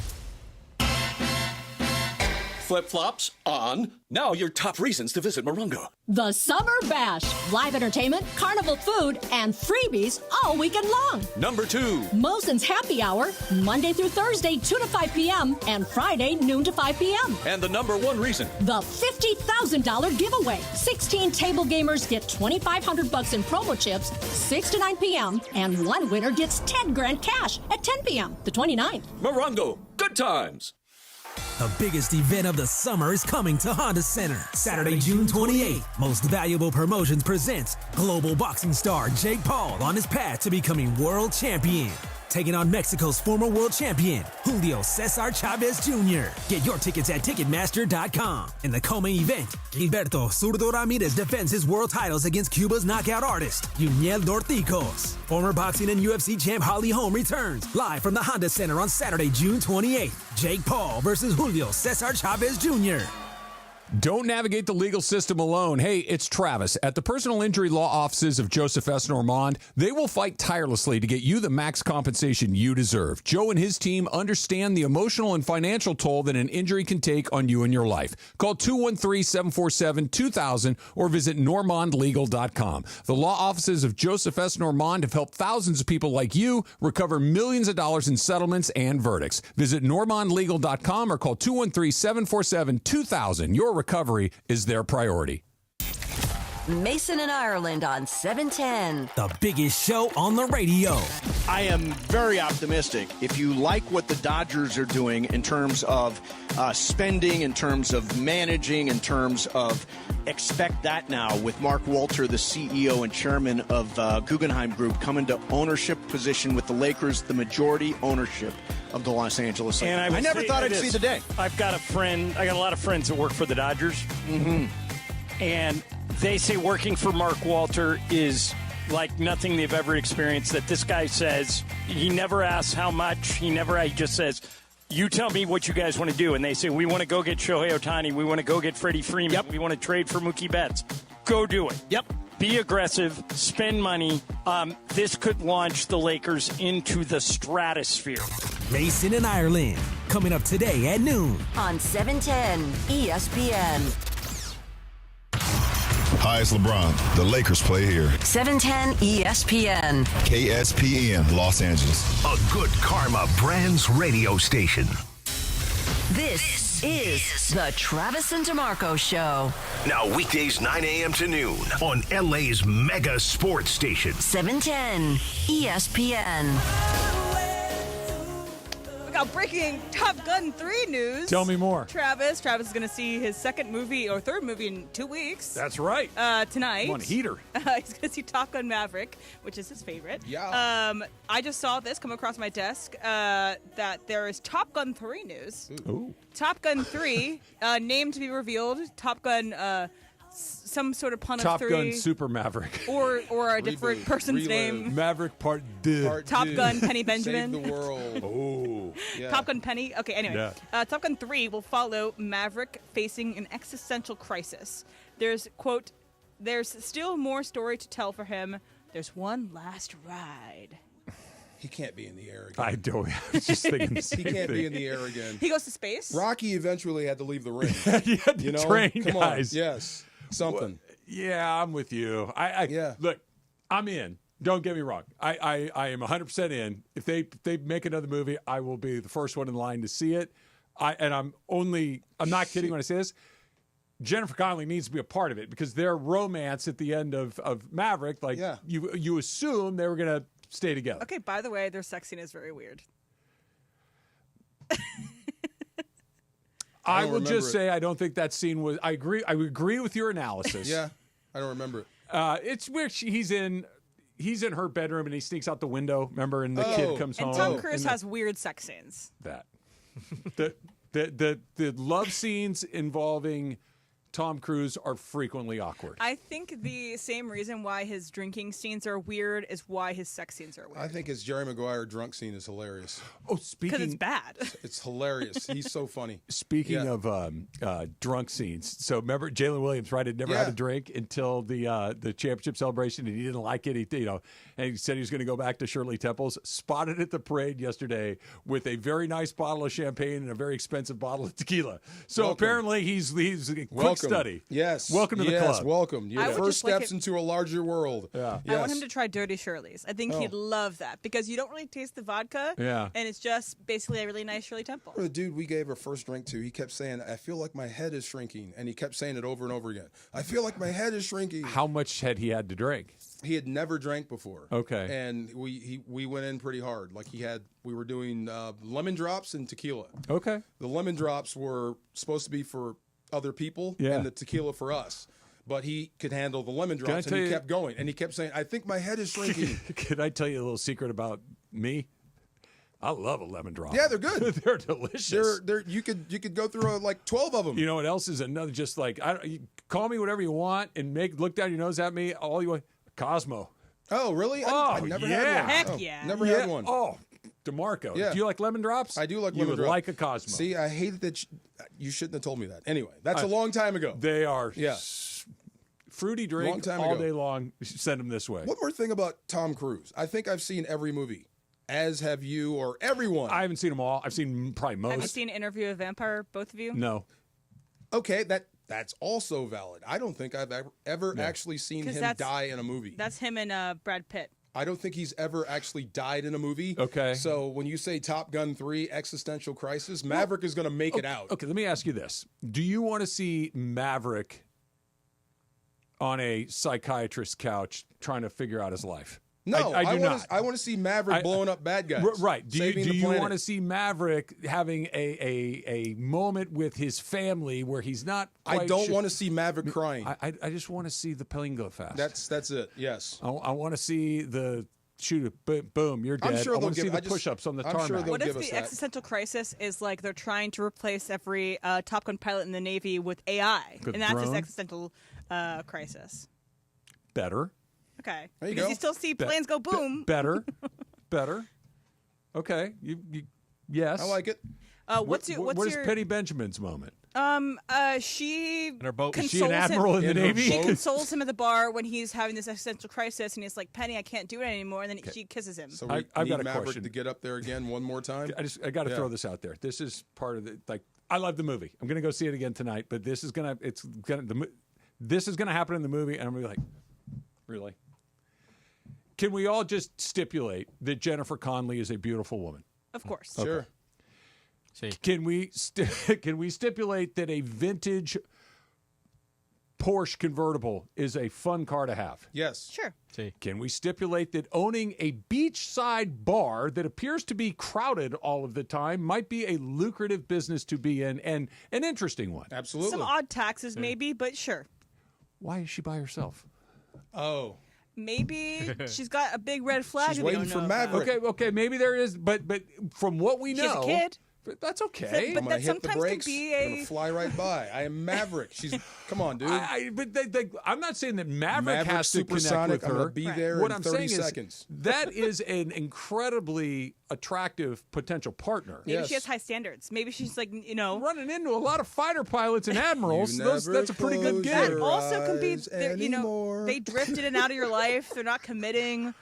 She's waiting for that 5'6" Tom Cruise to come through the door. Your lips. I just have a hard time believing that Jennifer Connelly she has a giant, gorgeous we don't stack sailboat. up to Maverick. Maverick flies. okay. Maverick rides a motorcycle. Who's the baby daddy, though? Yeah, exactly. Maverick. There's Who's the baby obviously daddy? somebody in her life before Maverick, or it's because it's not We Maverick's can't kid, pull right? off the tank top and the leather jacket and the sunglasses and be 5'7" at the same time. 5'7"? We can't do that. How big of a box is he standing on? Only Maverick can do that. Okay, so here's the thing. 5'7". Here's the thing. So I watched Days of Thunder this past. I watched Days of Thunder this past weekend, and Nicole Kidman and Tom Cruise are eye level. Yeah. And Nicole Kidman is a tall woman. 5'4"? No. I think she's 5'10". You said eye level with Tom Cruise. She's pretty tall. I think he might have been wearing lifts at the time, maybe, but he was like, she's like 5'10". Yeah. He's a great actor. I'm in for more dweeb. Top Gun. Yeah, me too. Just don't make it stupid. Don't make it weird, and I hope you do it right. Maverick could not save the world again. Well, okay, so Iceman is no longer with us. Right. Goose is no longer with us. You got to turn it over to somebody. Rooster, is he the main character? I was going to say, all the young guys are still, they died. See, this is the problem with LeBron. You got to turn it over to somebody, man. You're done. You can't. We've seen this movie before. Who's the Anthony Edwards? Oddly enough, there is an Anthony Edwards in Top Gun. Honestly, Tom Cruise loves Glenn Powell and wants to elevate Glenn Powell. But I think, though, instead of Top Gun, I think he wants Glenn Powell to take over Mission Impossible. Oh, good one. Why not both? And Black Panther. Oh, my God. That would be funny. I fell for, if that's not true, good. That's funny, though. I want to follow up on something you said yesterday to Marco. What? Aaron Rodgers was on with McAfee, and he said that this is likely going to be his last season. And I think a lot of people kind of rolled their eyes and whatever. And I think a lot of people think Brett Favre. And the Aaron Rodgers camp is not exclusively, but I think tilted towards I don't know. You're in the other side. You think he's going to be very good. You think that he's going to have a good season. I still think he's good. That's what I'm saying. Yeah. Why? I still think he can play. Walk me through it. I still think he can play at a high level. I'm not the only one, obviously. No, you're not the only one, but it seems like all of the NFL thinks that this guy can still play. Not all the NFL, because only one team pursued him in a meaningful way. He's not good enough that I would replace Joe Burrow with him. Sure. But he's definitely credible that if you have some young guys or guys you're iffy on and Rodgers was available, of course you'd look at him. The guy can still get it done. You can't let him take the Jets, the Giants, some other teams that did not have Jets are a mess. Okay. I think him leaving Green Bay was his own fault. He should have still been there. The Seahawks, the Vikings, the Raiders, these all had openings, so to speak, where the guys moved and they didn't kick the tires. And he can pick where he wants to go. Mm-hmm. So if he says, I have no interest, I have no interest. But he could still play at a high level. He could still throw it through a keyhole. So it just depends on what type of organization you have. Jets are a mess. He ran roughshod over them. Mm-hmm. He got that coach fired from the minute Hard Knocks started. It was over. In Pittsburgh, it's a little bit different. So if you marry the two, the guy has ability, they have a clear plan. There's a way they do things. He's going to have to assimilate to them, not the opposite way. Sure, it could work. Now, the fact that he put it out there, it's only 1 year, that's interesting. It depends on how far you get, because if you're knocking on the door of an AFC championship or beyond, you'll come back for another one. Same thing like LeBron. But I think what he's saying is he understands there's more behind than in front, and this is my last shot. That's the way I'm taking it. I didn't think about that. You're right about that. The idea of if they get close, like, hey man, we'll fix this. We'll get a little better over here. We'll tweak that over there, and let's run this thing back. And whatever it is, lightning in the bottle. If he plays great, you're running the ball great. You're playing good defense, and you're number one in special teams, Steeler ball. And you wind up at the top of that division again. Wonder what the takeaway is. Let's say that's not how it ends. Let's say it ends like the last several Steeler seasons. A disaster? Ended. Not a disaster. Oh, no. Last several Steeler seasons have ended, which were they're good, but they're not really a threat. See, that would be a disaster. That's disaster for them if you give them more of the same. So I said this to Emily and all Steeler fans. This is the best thing that ever happened to you, because if it fails, the coach is going to. You think so? Of course they will. This will be a reboot. You waited. You put the franchise on hold for the first time for one guy. If it goes south or anything other than knocking on the door of something special, everybody's going. They'll change again. The Steelers change, just don't change very often. They did the thing that they don't do, which was, like you just said a second ago, they basically said, we're going to operate on your schedule, not ours. Right. Yeah, that's unlike new. them. That's new, right. So, I mean, you're giving him an opportunity, Mike Tomlin, to go all in with this guy. Let's see what happens. All right, let's talk a little bit about what we saw in Colorado last night. I think we're going to talk vibes, DeMarco.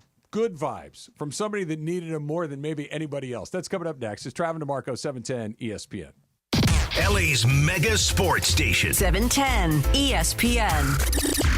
Hey guys, it's Sedano. Los Angeles International Airport's People Mover trains begin rolling early next year as part of LAX's ongoing investments to transform and improve your travel journey. The People Mover trains will quickly move guests between their terminals and our new consolidated rental car center, metro trains and buses, economy parking, and Kiss and Fly lot. The trains will make it simple and fast to get to your LAX destination in 10 minutes or less, and trains depart every 2 minutes beginning in early 2026. Learn more at lawa.org/ESPN.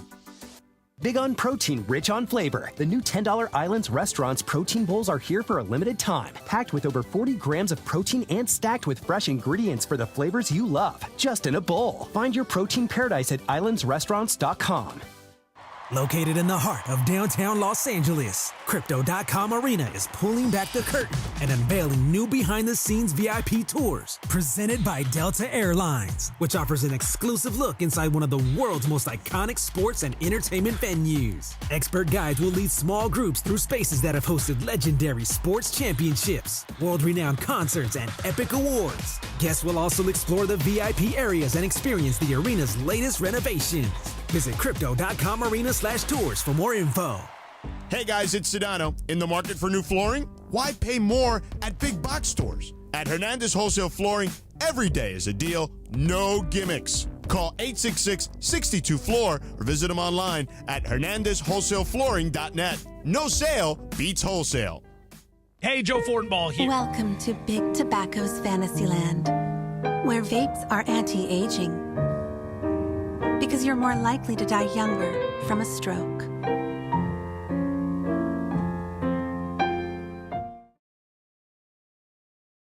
Download the ESPN Bet app and sign up with the promo code JOEQ to get started today. Must be 21 plus. Gambling problem? Call 1-800-GAMBLER. Terms and conditions apply. See app for details. Offer not available in New York.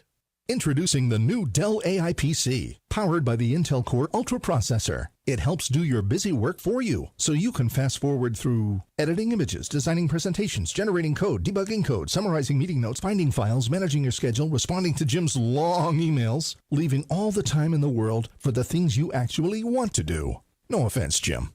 Get a new Dell AI PC starting at $749.99 at Dell.com/AI-PC. How those ahead stay ahead.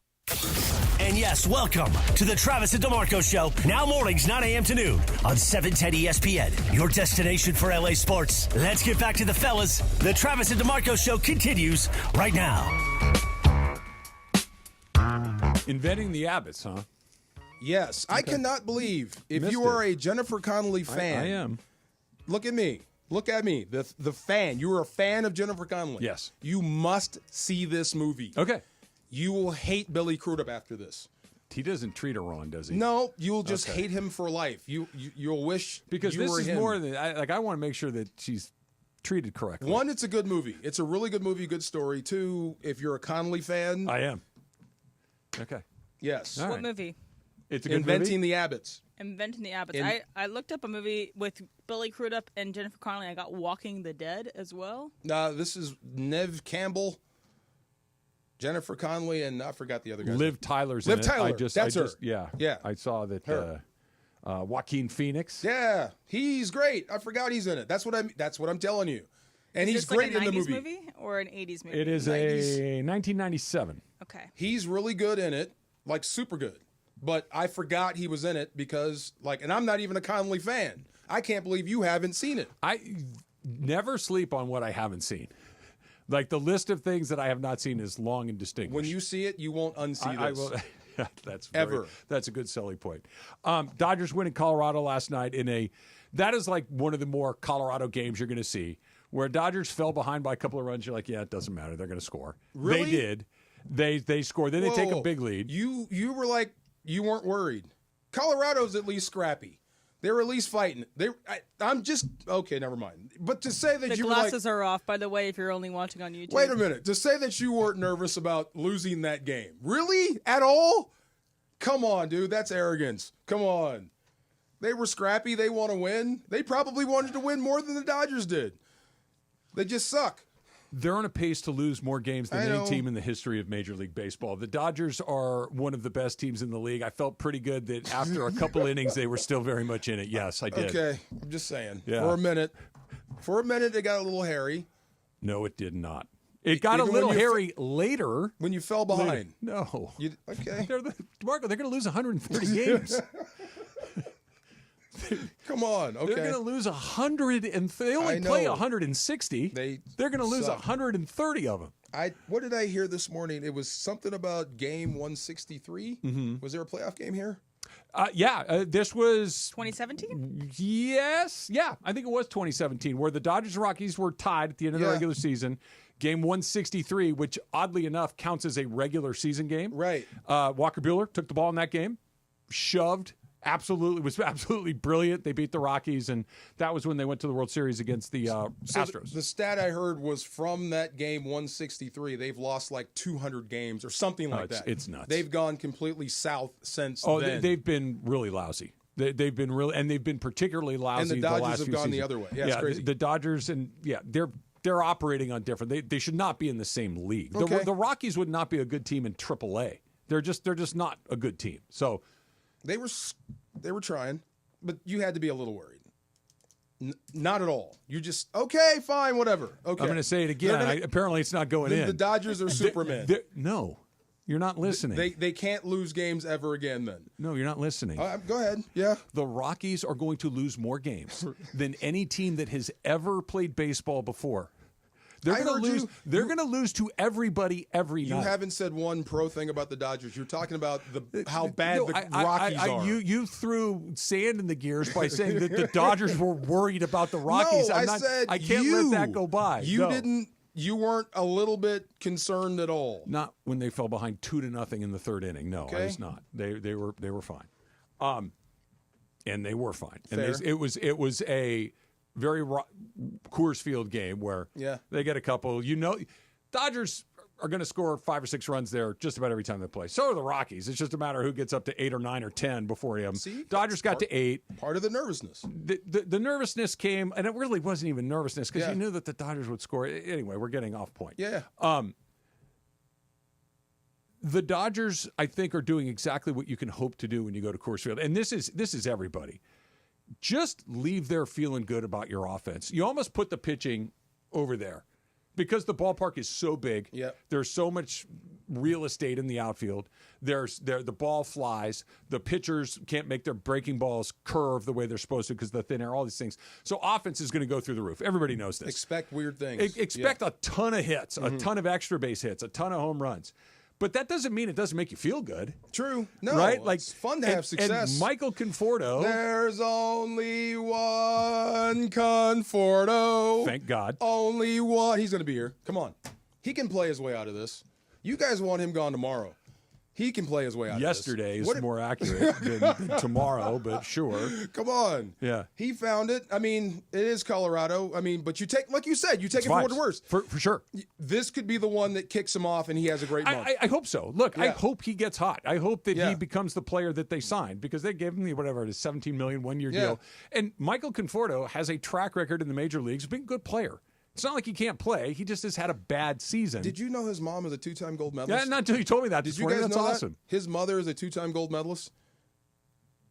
Congrats to his mom. In synchronized swimming. I know.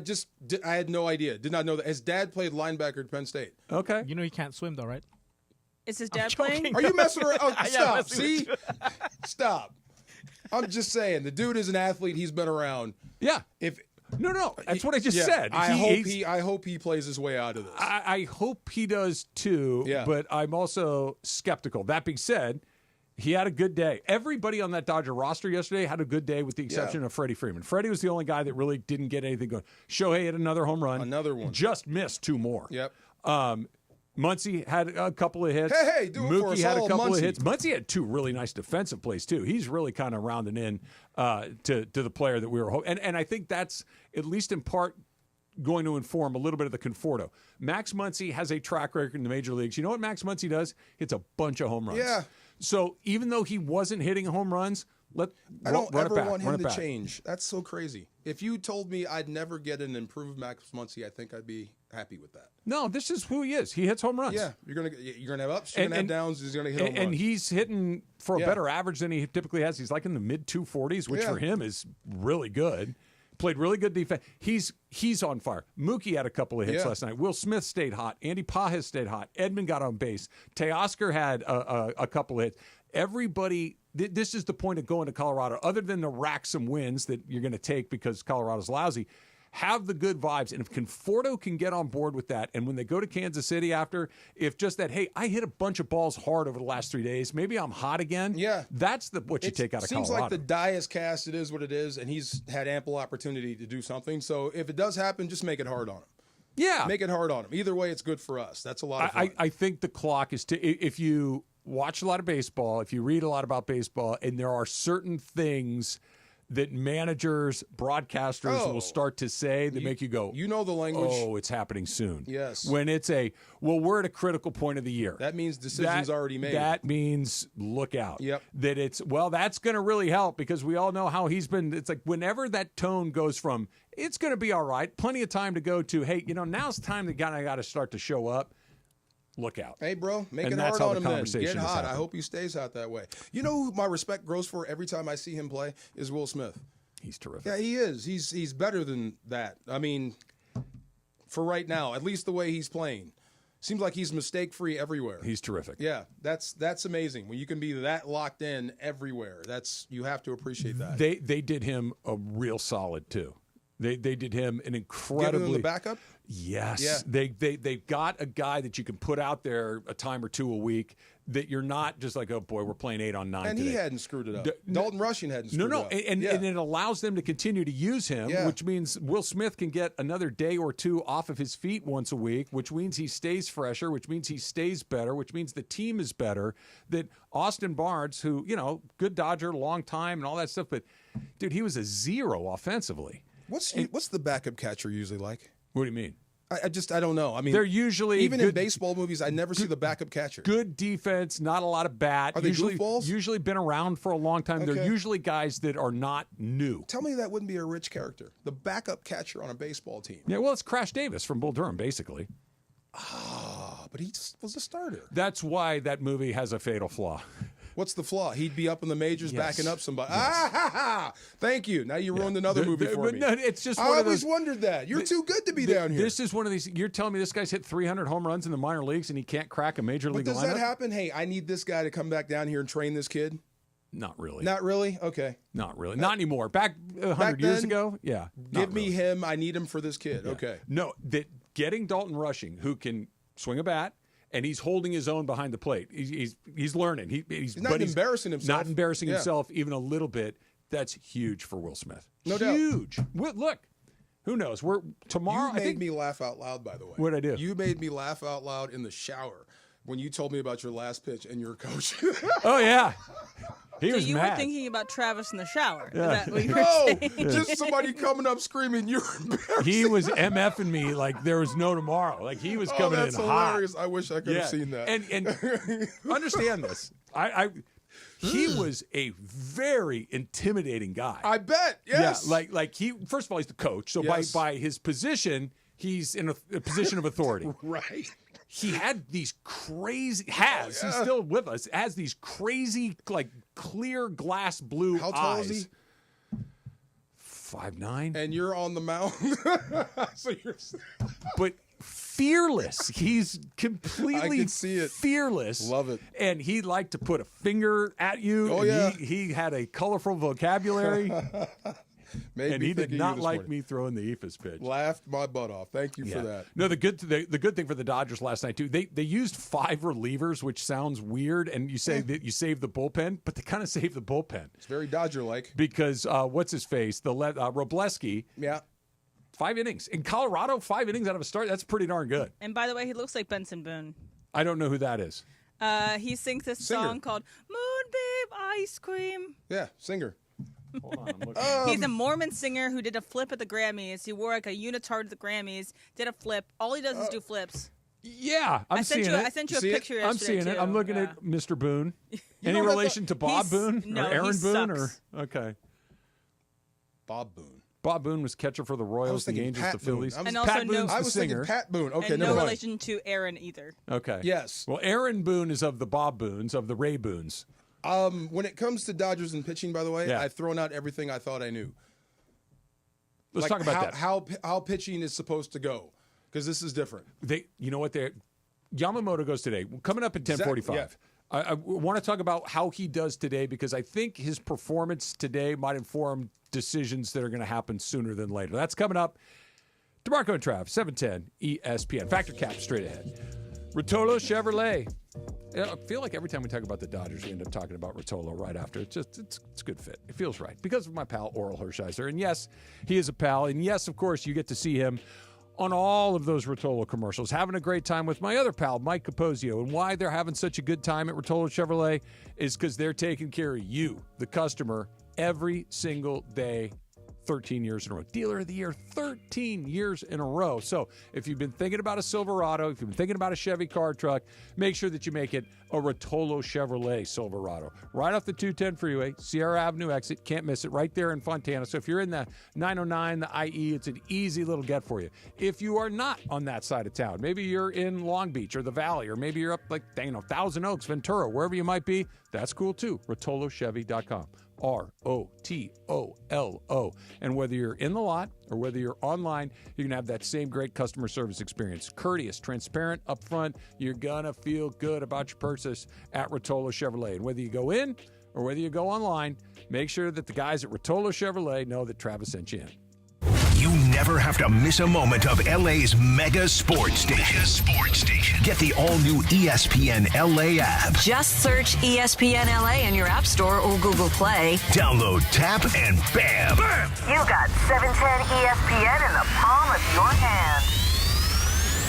$5,000. That's the average amount of money people in the U.S. are now spending on gas in a year. $5,000. That's crazy. If you drive, you have to download Upside, the free app that gives you cash back every time you get gas. That's right. You can earn real cash back with Upside just by buying the gas you're already buying. You can literally start earning cash back today. I use Upside every time I fill up, and I've already made around $300. You're putting gas in your car anyway. Why not get real cash back? If you like free money, download Upside. I'm saving the cash I earn from using Upside to help pay for a vacation later this year. Download the free Upside app now to earn cash back every time you buy gas. Use promo code RADIO to get an extra 25 cents per gallon on your first tank. You can cash out anytime right to your bank, PayPal, or a gift card for Amazon and other brands. Just download the free Upside app and use promo code RADIO for a 25 cents per gallon bonus on your first tank. That's code RADIO for a 25 cents per gallon bonus.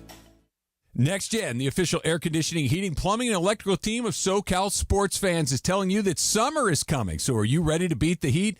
Don't let your system throw you a curveball. The industry is experiencing equipment shortages and rising prices, which means now is the best time to replace. So don't get stuck in the heat. Next Gen's offering everyone a free whole home air cleaner with any new AC install. Enjoy cleaner air and total home comfort this summer, and you'll get peace of mind with Next Gen's lifetime warranty on selected units. Remove dust, allergens, and pollutants, and lock in the best pricing on your new AC install. They're open 7 days a week. Lifetime warranty options available, financing options available, and of course, that 5-star service.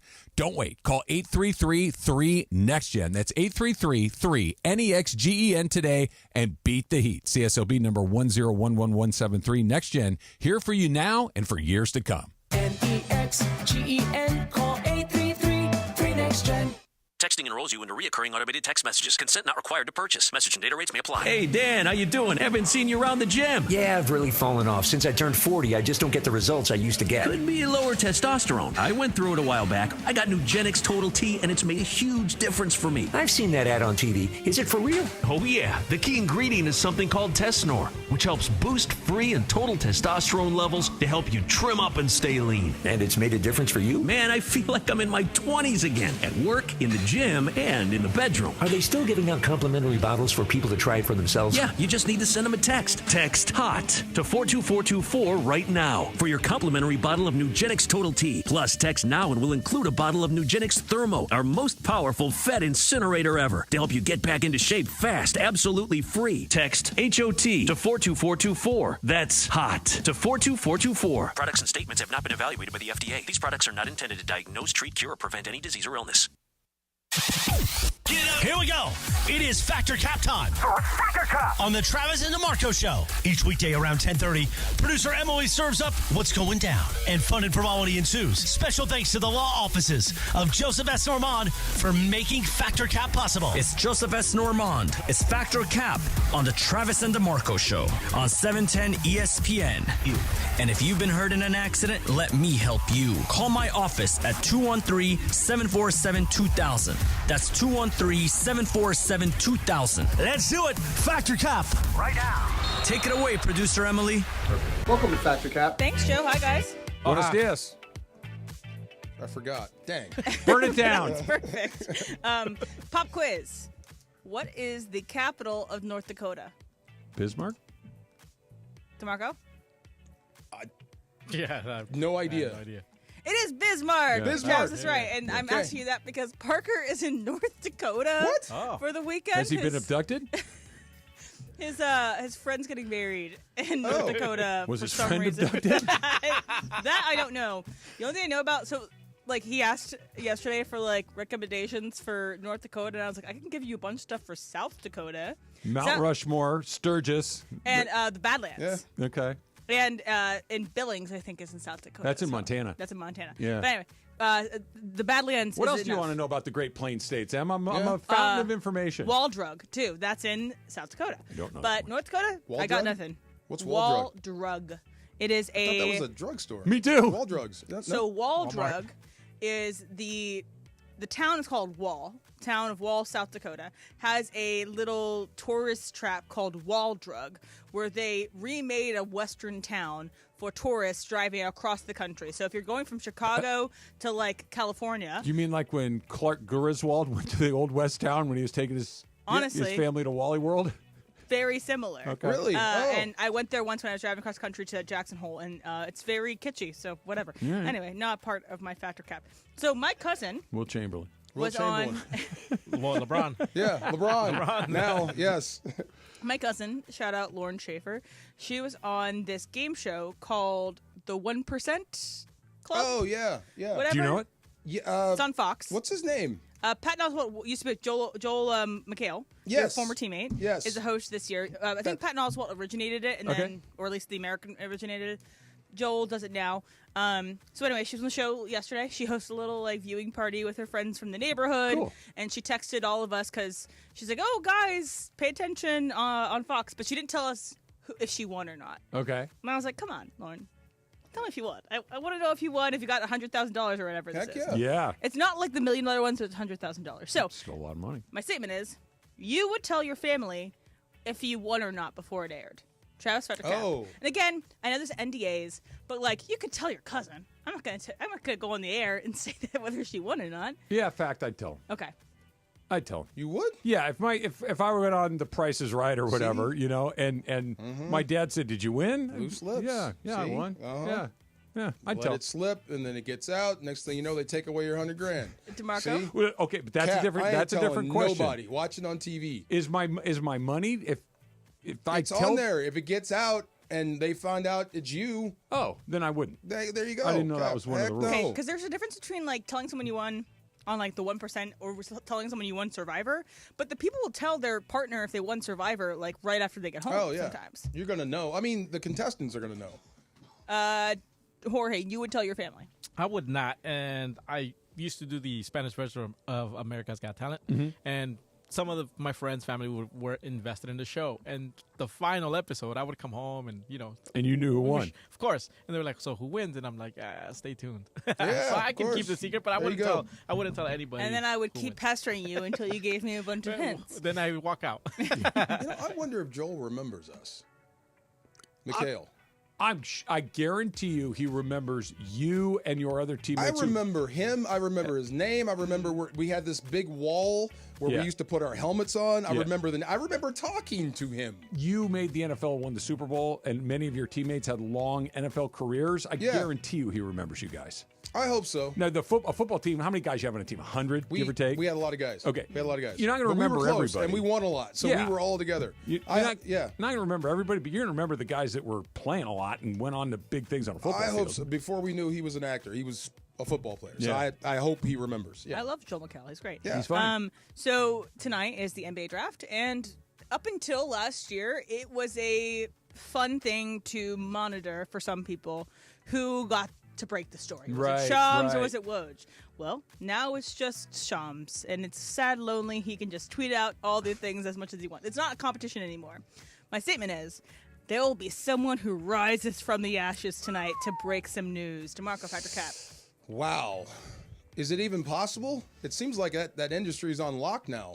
Like, passing it from Woj to Shams seemed really complicated. There's Chris Haynes who breaks some news sometimes. There's I'm gonna go Bill Cap. Simmons. Whatever info that's coming out is coming through one source until for a while. Travis, I'm gonna go.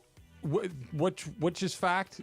That someone will come out of the I'm ground. gonna go fact. It's not gonna be like it was with Shams and Woj, where they were both kind of like on equal footing and they were both kind of like tied, for lack of a better word. But that somebody might get one or two of these things and slowly work their way in, because if you do this for a living, you have to have relationships with so many different people. There's going to be new people coming in and out. There's going to be people fading out. It's transactional, man. Very. And if somebody gets in their feelings, and now I'm not going to tell you, I'm going to tell them. The stuff I've been holding, I can put out. But no, Shams has got that locked up for the foreseeable future. How did you find out about Luka?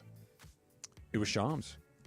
Well, Woj wasn't here anymore. Yeah, that's why it'll be him. Yeah, that's the biggest story of the decade. Yeah. I'm gonna say Cap just because no matter who breaks it, we're gonna wait for Shams to double check it. Yeah, that's true too. So I'm gonna go with Cap.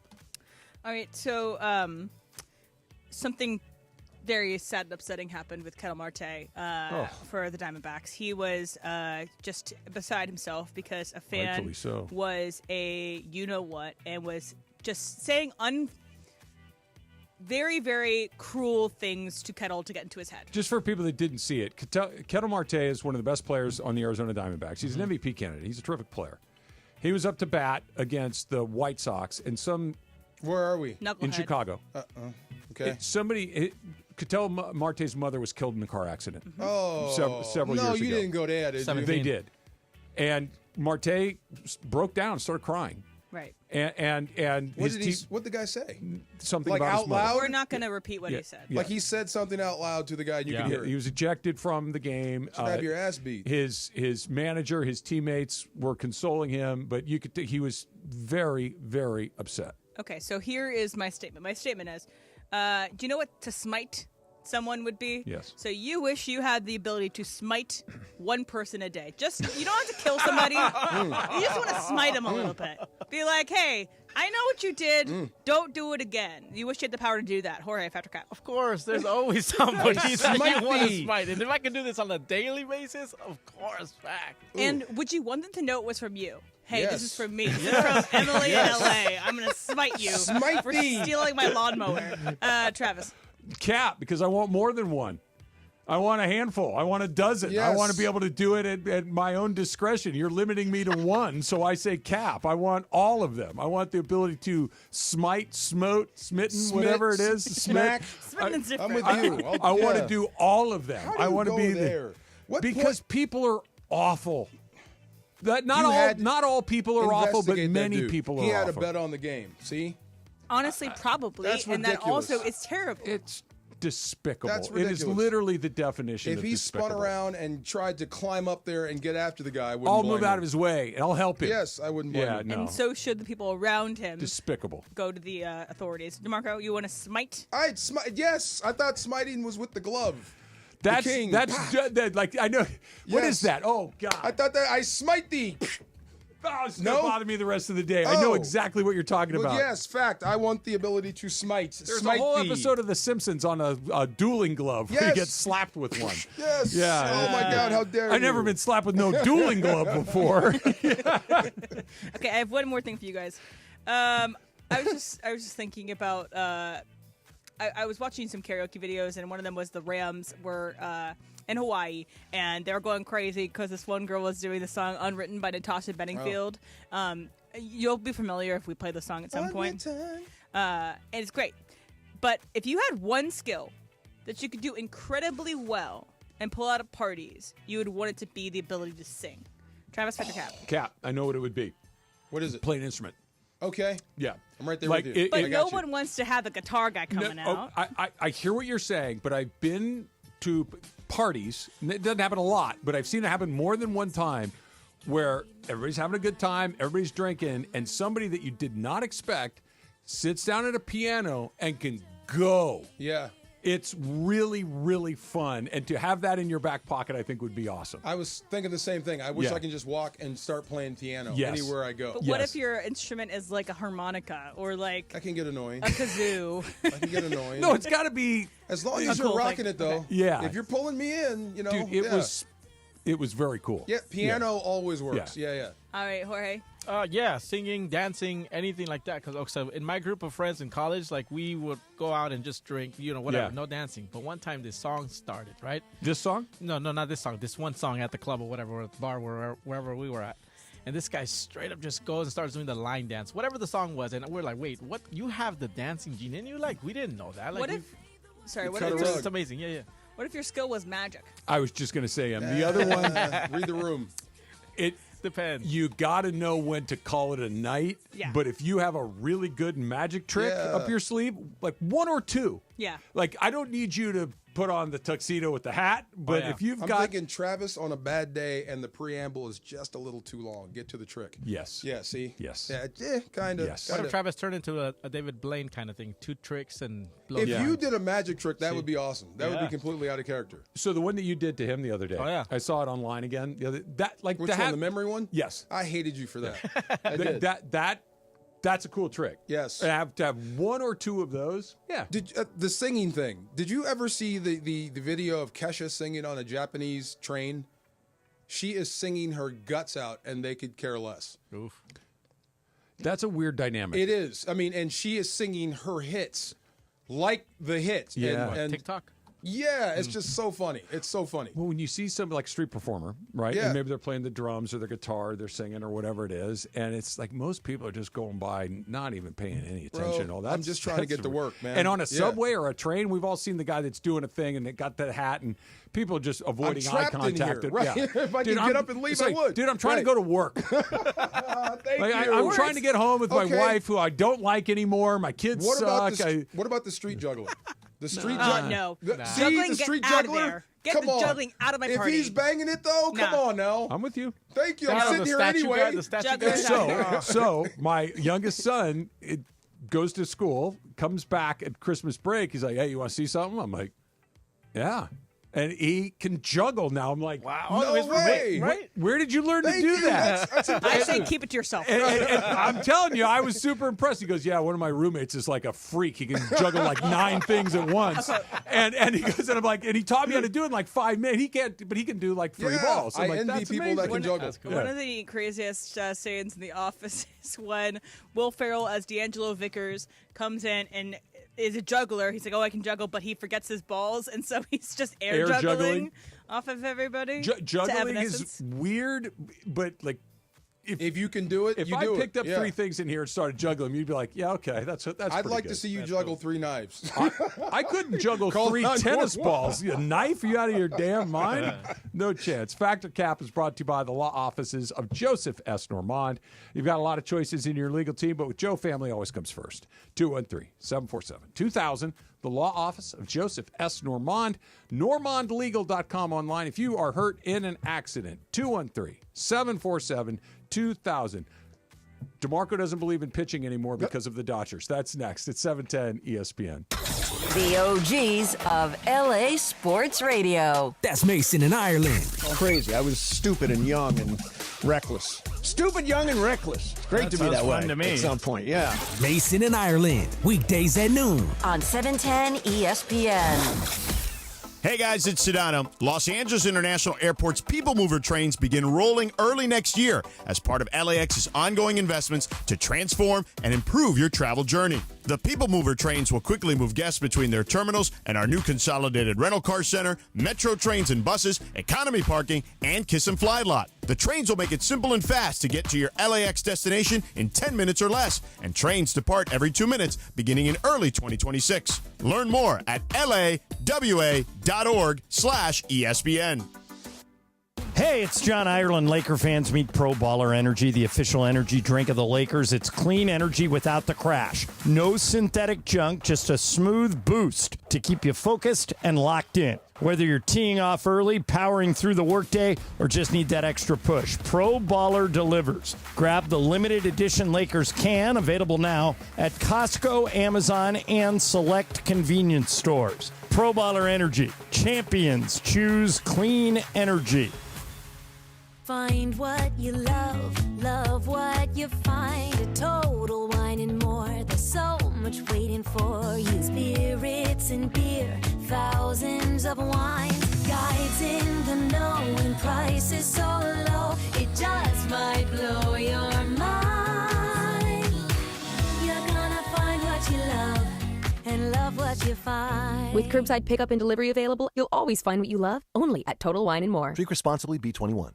Progressive knows when you're on your boat, you're already on vacation. And Vacation You forgets all your worries. Vacation You doesn't even keep track of time and knows that time is a meaningless construct designed to control us, man. But Regular You knows you don't want to be too far out in the water after the sun goes down because Vacation You doesn't know how to navigate in the dark yet. Vacation You and Regular You really need to get on the same page. So bundle your boat with your home or auto policy and earn an automatic discount from Progressive. And spend the savings on the both of you.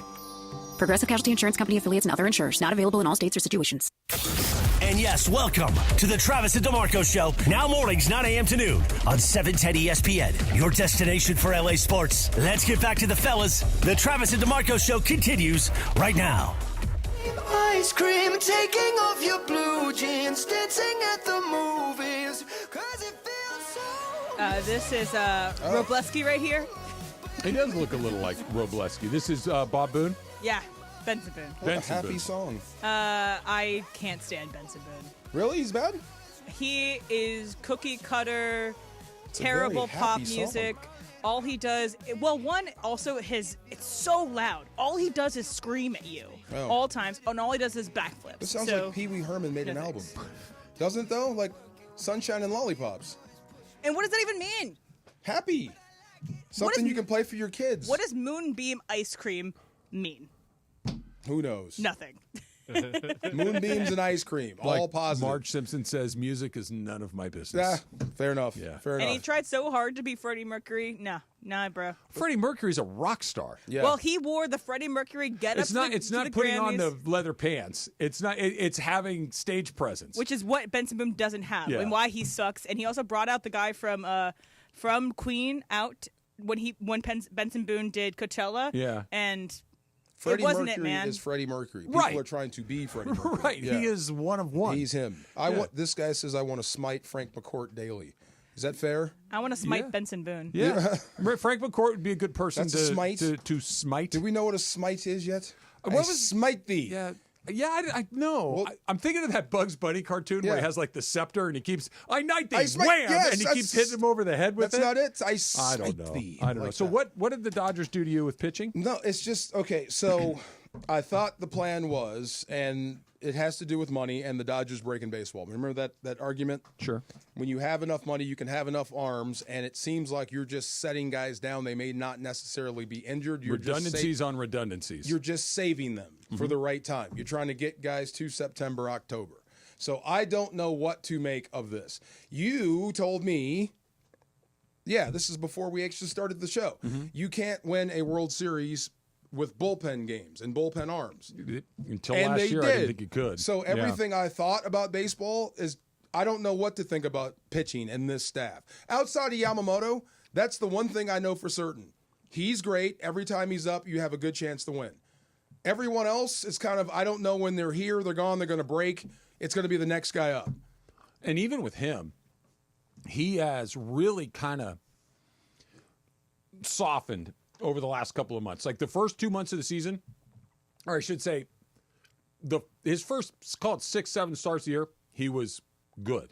Freaky good. The next 5 starts, he was extraordinary. The last 5 or 6, he's been mediocre to less than mediocre. Right. I'm assuming this is how every pitching arc is going to go. You're going to redline it. You're going to give me your best stuff as hard as you can until you can't, and then I'll get somebody else. Yeah, and I think the Dodgers are in an interesting spot. And Robleski, in his performance yesterday, I think informs what we might see tonight. I think when you saw Kasperius on Sunday, that informs it. When we saw Emmett Sheehan a couple of games before where he and Robleski kind of combined to just use those 2 pitchers in that game. Shohei Ohtani coming back, I think, informs this a little bit. You had the Dodgers for the first time really since the very beginning of the season are starting to have a couple of options in the starting rotation that were not available before. And it's not Snell and it's not Glasnow and Sasaki, guys that were part of it.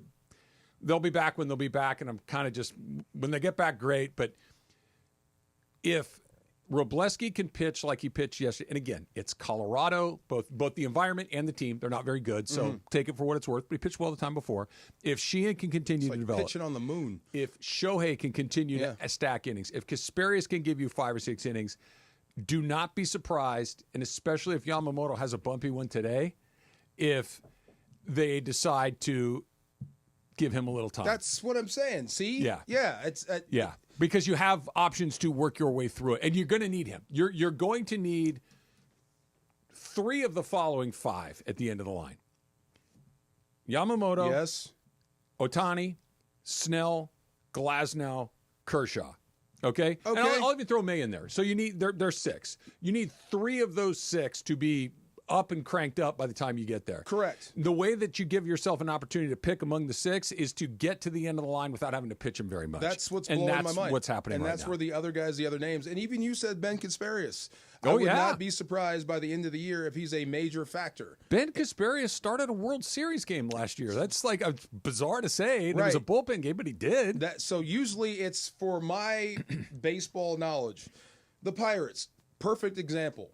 You have guys and you have Skeens. Yeah. When Skeens is up, they probably win.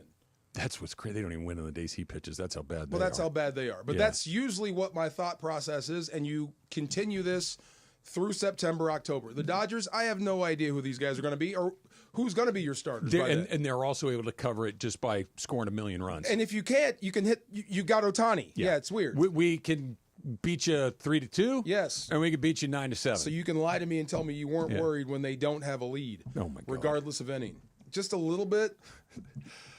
I'm going to say it again. You were fully confident they were going to win that game no matter what. That the Dodgers would beat the Colorado Rockies, the worst team in the history of Major League Baseball. You're fully confident the Rockies suck, but not that the Dodgers can get behind anyone and come back. Just not the Rockies. Just the Rockies. They're going to lose 130 games. You're more talking about the Rockies than the Dodgers. Yes. Okay. Just making sure. But when the 2 of them line up at the same time? Yes. Yeah. Okay. Let me ask you this.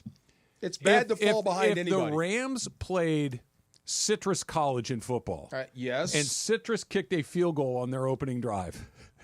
Are you worried? Well, you're behind. Are you worried? A little bit. You're worried that Citrus is going to beat the Rams in football. Until the next 17 seconds when you go up by 4 points and then 11, and then I wouldn't be worried. But for a minute, I'd be just a little bit. Well, we're different. It's not good to get behind anyone. No, the Rockies are going to lose 130 games. I'm going to say it every time.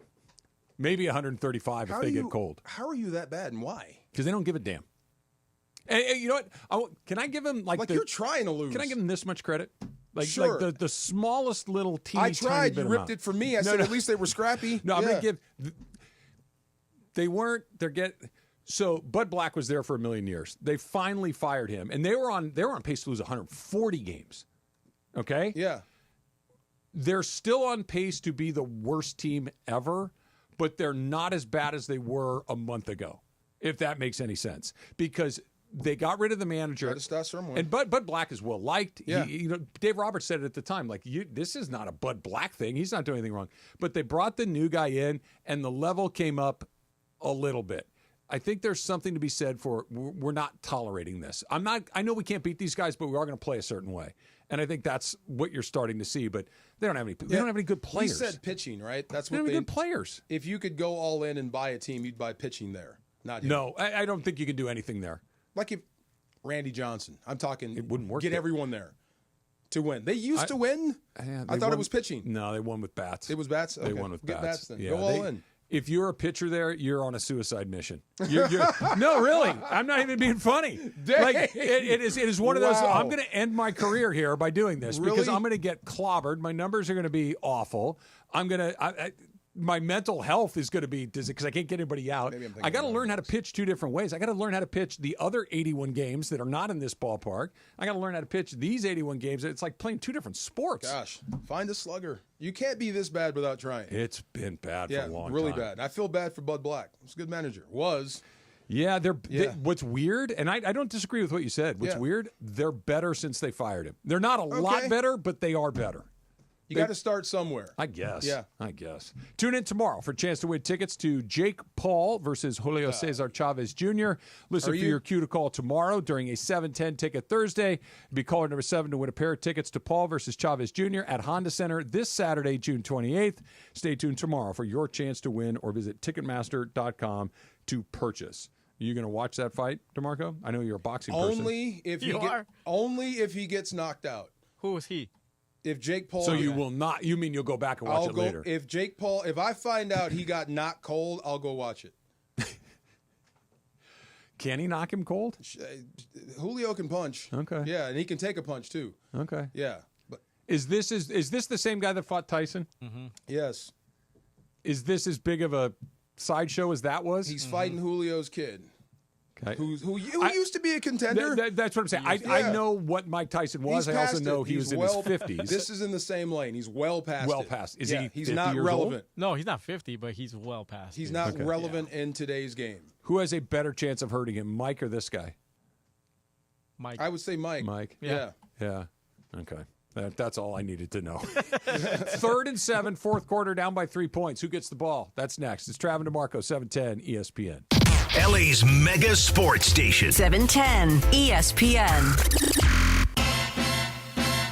Flip-flops on. Now your top reasons to visit Morongo. The Summer Bash. Live entertainment, carnival food, and freebies all weekend long. Number 2. Mosen's Happy Hour, Monday through Thursday, 2 to 5 p.m., and Friday, noon to 5 p.m. And the number 1 reason. The $50,000 giveaway. 16 table gamers get $2,500 in promo chips, 6 to 9 p.m., and one winner gets 10 grand cash at 10 p.m. the 29th. Morongo, good times. The biggest event of the summer is coming to Honda Center. Saturday, June 28th. Most Valuable Promotions presents global boxing star Jake Paul on his path to becoming world champion. Taking on Mexico's former world champion, Julio Cesar Chavez Jr. Get your tickets at Ticketmaster.com. In the co-main event, Gilberto Zurdo Ramirez defends his world titles against Cuba's knockout artist, Yuniel Dorticos. Former boxing and UFC champ Holly Holm returns live from the Honda Center on Saturday, June 28th. Jake Paul versus Julio Cesar Chavez Jr. Accident or injury, call Jacob and Ronnie. Call Jacob. Hey, it's May. Summer is here. You made it. And one of Jacob and Ronnie's new billboards says, don't just exist, live. It's the kind of message that hits you, especially if you're dealing with the aftermath of a crash or injury. Jacob doesn't just handle cases. He helps people move forward, take their lives back, and get the justice that they deserve. If you've been injured in an accident, don't settle for silence or pain. Call somebody who's been standing up for LA families since the 90s. Jacob will fight for the maximum compensation, and you pay nothing unless he wins. You deserve somebody who will fight for what's right, and Jacob does that every single time. When you call an attorney, you want one who is respected. Call Jacob. He's the real deal. 844-24-JACOB. That's 844-24-JACOB. 844-24-JACOB. Or remember, calljacob.com. Proud partner of the Rams, the Lakers, and LAFC. Call Jacob. Hi, this is Sean McVay of your LA Rams. The Rams play here. KSPN, Los Angeles. 710 ESPN. A good karma brands radio station. And yes, welcome to the Travis and DeMarco Show. Now mornings, 9 a.m. to noon on 710 ESPN. Your destination for LA sports. Let's get back to the fellas. The Travis and DeMarco Show continues right now. Can I make a point about that fight real quick? Please. Okay. You're kind of a boxing fan. I am a boxing fan if it's a real fight. Like real boxing, mixed martial arts? No, I don't like that. Far? Combat sports? I like boxing. Okay. So regardless of boxing, MMA, there's always the fight. Yeah. Right? Are you coming over to watch the fight? Sure. Right? Is that fair? Yeah. You got the fight on? Mm-hmm. You know what I'm talking about, right? Yeah. Coming over, yeah. Well, if you were calling this the fight, I no longer want to talk with you about boxing ever again. Is that fair? This is not the fight. Or the Mike Tyson one wasn't the fight. Right. It's not. This is not the fight. It's not. Okay. Thank you.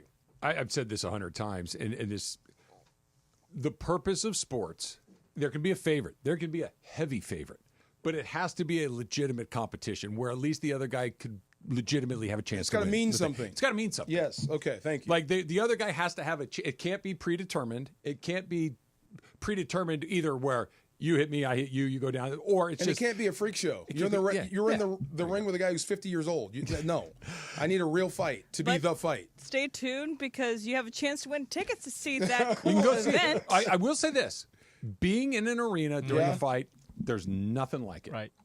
Nothing like it. The pit of your stomach. Just the when energy the fighters in the room. come out, yes. The energy in the room is different than any other sporting event you'll ever go to in your life. When he gets knocked cold, I'm there. Yeah. Please, somebody do it. NBA draft, free agency, the offseason, every moment of what makes the purple and gold the biggest offseason in history. We have your dose of what's next for the Lakers, thanks to Pro Baller, the official energy drink of the LA Lakers. Now, what did you ask me? About what? Who gets the ball when? Oh, that. So, I was reading something yesterday actually. And this was a fantasy football article, but I don't want to talk about fantasy football. So this sparked. This is a a hypothetical. No, Okay. It's not a hypothetical. Oh. It's a real question. It's the purpose of the article was who is a better fantasy football selection between Puka Nacua and Davante Adams. Oh. That's not what I'm interested in because I'm not a fantasy football person. What I am interested in though is the football of it all, where it's late in the fourth quarter. You're behind. The Rams are behind. The gotta have it moment. You got Puka. You've got Davante Adams. Who are they calling the play for in the huddle? Well, you saw Philadelphia last year. Where was that going? Okay, but Davante Adams wasn't on the team. It's going to Puka. Okay, because I agree with you there that between Puka and Kupp, that was an easy decision last year. That was last season, and I mean Puka has established himself as the go-to guy. When you got to have it, you can trust him on that team. What about this and team? Davante Adams has earned that as well. Sure. I would say the defense would answer that. Okay. Yeah, depending on who they have, what the set is, what's been working for you, what ain't. But either one, if you needed to have it and you had a favorable matchup with Davante Adams, take that. Yeah. If they're giving him single coverage versus anybody, I don't care who it is, take that there. Am I wrong to assume that the answer is it's equal? We're going to let the opponent determine where it goes because I'm equally comfortable with both. I think both guys would want the ball in that situation. Yeah. Now, where you go with it depends on situation. But both guys are worthy of being the gotta-have-it guy. You think we'll get to a point where that becomes not the answer? Where, say we get to the middle of November, we get into December, it gets, the games get a little more meaningful, there's a little more at stake, all of those sorts of things that come along with it. And that whether it's Matthew Stafford, whether it's Sean McVay, or whoever it is, that instead of 50-50, it's 51-49, Okay, I have never seen it. 55-45. I have never seen it happen, even with Torrey and Isaac. I guess they did eat at the same time. The Arizona Cardinals with Larry Fitzgerald and Anquan Bolden, and there was another guy that had 3 1,000-yard receivers. Okay. The Rams did it with Woods, Kupp, and Cooks, didn't they? It's hard to do to keep all these guys happy and getting the football enough. But I could see to where if Davante is being Davante, uncoverable, and he's not dropping a single thing. Think of a faster Larry Fitzgerald. Always open, catches everything, first down or touchdown. If he's having one of those runs, I could see where you're feeding the ball to him and you're starving the other guy. I could also see the opposite. If Puka's starting to do some wild stuff, with yards after catch. That feels less likely. Not impossible, but less likely. He can demand it. If you throw it out to him and he breaks 4 tackles, give it to him again. You know what I mean? If he's having one, I can see where that happens, but I rarely see it to where both guys eat at the same time. Yeah, I'm really excited to see Adams because the Rams, when you did your all-decade team yesterday, like the wide receiver position was loaded with really good players, right? Yeah. You had Woods, Cooks, and Cup. Right? Yes. Those are 3 really and good Puka, picks. And Puka on the on-deck circle. You break right? a record, you're in, yes. Sure. No argument for me. Devontae Adams hasn't played a snap, but they haven't really had one of these before. Look, man, this is a new toy. So this is weird, and it's a weird dynamic, and it always happens. Marvin Harrison and Reggie Wayne went through it. Both guys are alphas. Both guys are number 1 receivers. But somebody's going to have to take their foot off the gas a little bit or deal with getting a few less targets. And were Torrey and Isaac like that? Oh, yeah. Yeah. Never outwardly. I mean, that's how you ruin it. Yeah. When you actually acknowledge it, put it out there, or say I'm frustrated, you ruin the magic. Yeah. But if you can kind of figure out that dance without saying it, everything flows. How does it manifest? Like, how does it start to, without saying it? Okay, I'll tell you when you start worrying. So let's say Devontae is on one, right? And he puts up 17 catches, 200 yards, whatever it is. Break Flipper Anderson's record for single game. If you don't see Puka run over there and celebrate, there's a problem. Right. You're supposed to be happy when the ball moves, period. So, like, just as a when you see aside, when LeBron James breaks the scoring record and Anthony Davis is sitting down. Is that what happened? Oh, that's I what don't remember happened. that. Yeah. When you have 2 hot running backs and they're competing, and one comes off the field, usually they tap hands just as a show of solidarity. When it's not there, there's an issue. Now, whether it pops and kills the team, we don't know, but you can tell it's there. I don't want it to happen. Let me be crystal clear. I don't want there to be friction unless it's the healthy type of friction where we're going to push each other, right? Like the Braves back in the 90s with Glavine, Smoltz, and Maddox, they all kind of pushed each other to higher and higher degrees. But again, they're not on the field at the same time. They were taking turns. I like it when they push each other, but what we really haven't had with the, at least publicly, and maybe, behind the scenes, and maybe they're just really good at keeping this stuff squashed and hidden and off of the main page, really haven't had a lot of player drama. No. You know what I mean? Like, there's been, is this guy coming or going? Is this guy better than that guy? Is Sean McVay coming or going? I remember Robert player Woods, drama, not a ton. Robert Woods got a little upset when Cooper Kupp became Triple Crown. There was one where Robert hadn't caught a touchdown pass. It'd been a while, long drought, and then when he caught one, he threw the ball out of bounds. Like he threw it towards the sideline. Yeah. But I think he wasn't there when Cooper got the Triple Crown. I think he was traded that offseason. But it was the rise of Kupp, and it was kind of like there's only one ball. So if you start feeding one guy, the other guy is going to feel like, hey. Yeah. And he got frustrated, you could tell. And he caught a touchdown and threw it to the sideline. It was a little moment. I need you to make me like a skeleton key, a cheat sheet of all the little things that I need to know that nobody knows, like the bumping of the fist, the throwing the ball out of the bounds, the not to celebrating. Because I'm just watching the play. I'm watching the guy jump up and down, scored the touchdown, but that the other guy just peels off and goes to the sidelines. Yeah. That's awesome. Oh, yeah. You can tell if a guy's frustrated on D-line. If we get a sack, everybody's happy. Especially on third down, that means our butts are off the field. Yeah. Now, one dude is walking off with his head down pouting. That's a frustrated, selfish dude. I like that. Yeah. What else? Give me some more. Give me some more. That guy's pissed off. Okay, I'll give you one more. And I tried to tell you this, and this is no secret, okay, because I love studying the battery of the long snapper, holder, and kicker. Oh, When you start missing, when guys miss, right, everybody blames the place kicker. Sure. And I'm slow to do that. So when he misses, if it goes left or right, look where he looks first. That will tell you what happened. Is he looking at the holder? Yeah. If he looks back at the holder, chances are that hold was bad. Okay. You just couldn't see it. So a left or a right miss is usually the hold?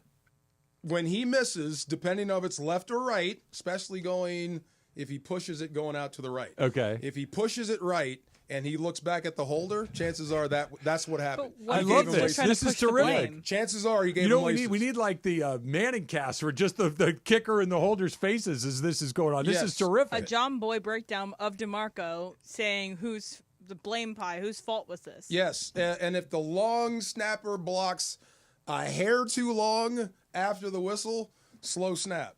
He's frustrated. Yeah, there's little things that help you pick it up. Yeah. The unwritten rules of football. I like the drama. The games are great. Don't get me wrong. I love the games. I like the drama. The inside stuff. I like the yes. drama. I want to know what's going through Michael Conforto's head right now. Like he's like, why is that guy here? Wait, is Kim back? Oh. How many more at-bats do I have? What did Dave dap him up on the way through the clubhouse? Right. Or did he stare at his newspaper as he's walking through? Funny stuff that happens, right? Yes. That's got to be a miserable moment where you know that your time could very possibly be up. Not for sure. Like, I don't know if it's today. Mean? Yeah. If you're Michael Conforto. Oh, yeah. And like, if you're Austin Barnes, you were Chris Taylor. It's in the air of, hey, I might not be here tomorrow. You can't play your way off the bus. I mean, look, if Michael Conforto goes out there and hits 3 home runs, they're not going to cut him the next day. That's what I'm saying. Okay. I mean, you can, but you're on the bus for a reason. I mean, Travis, think about, you've told us the story about your previous job, how you felt it. Oh, I'm sure that's for sure. Feeling. It is a miserable existence where you know it's coming. You just don't know exactly when it's coming. If he got hot, would you trust it? No. You wouldn't. See, that's what he can't play his way off the.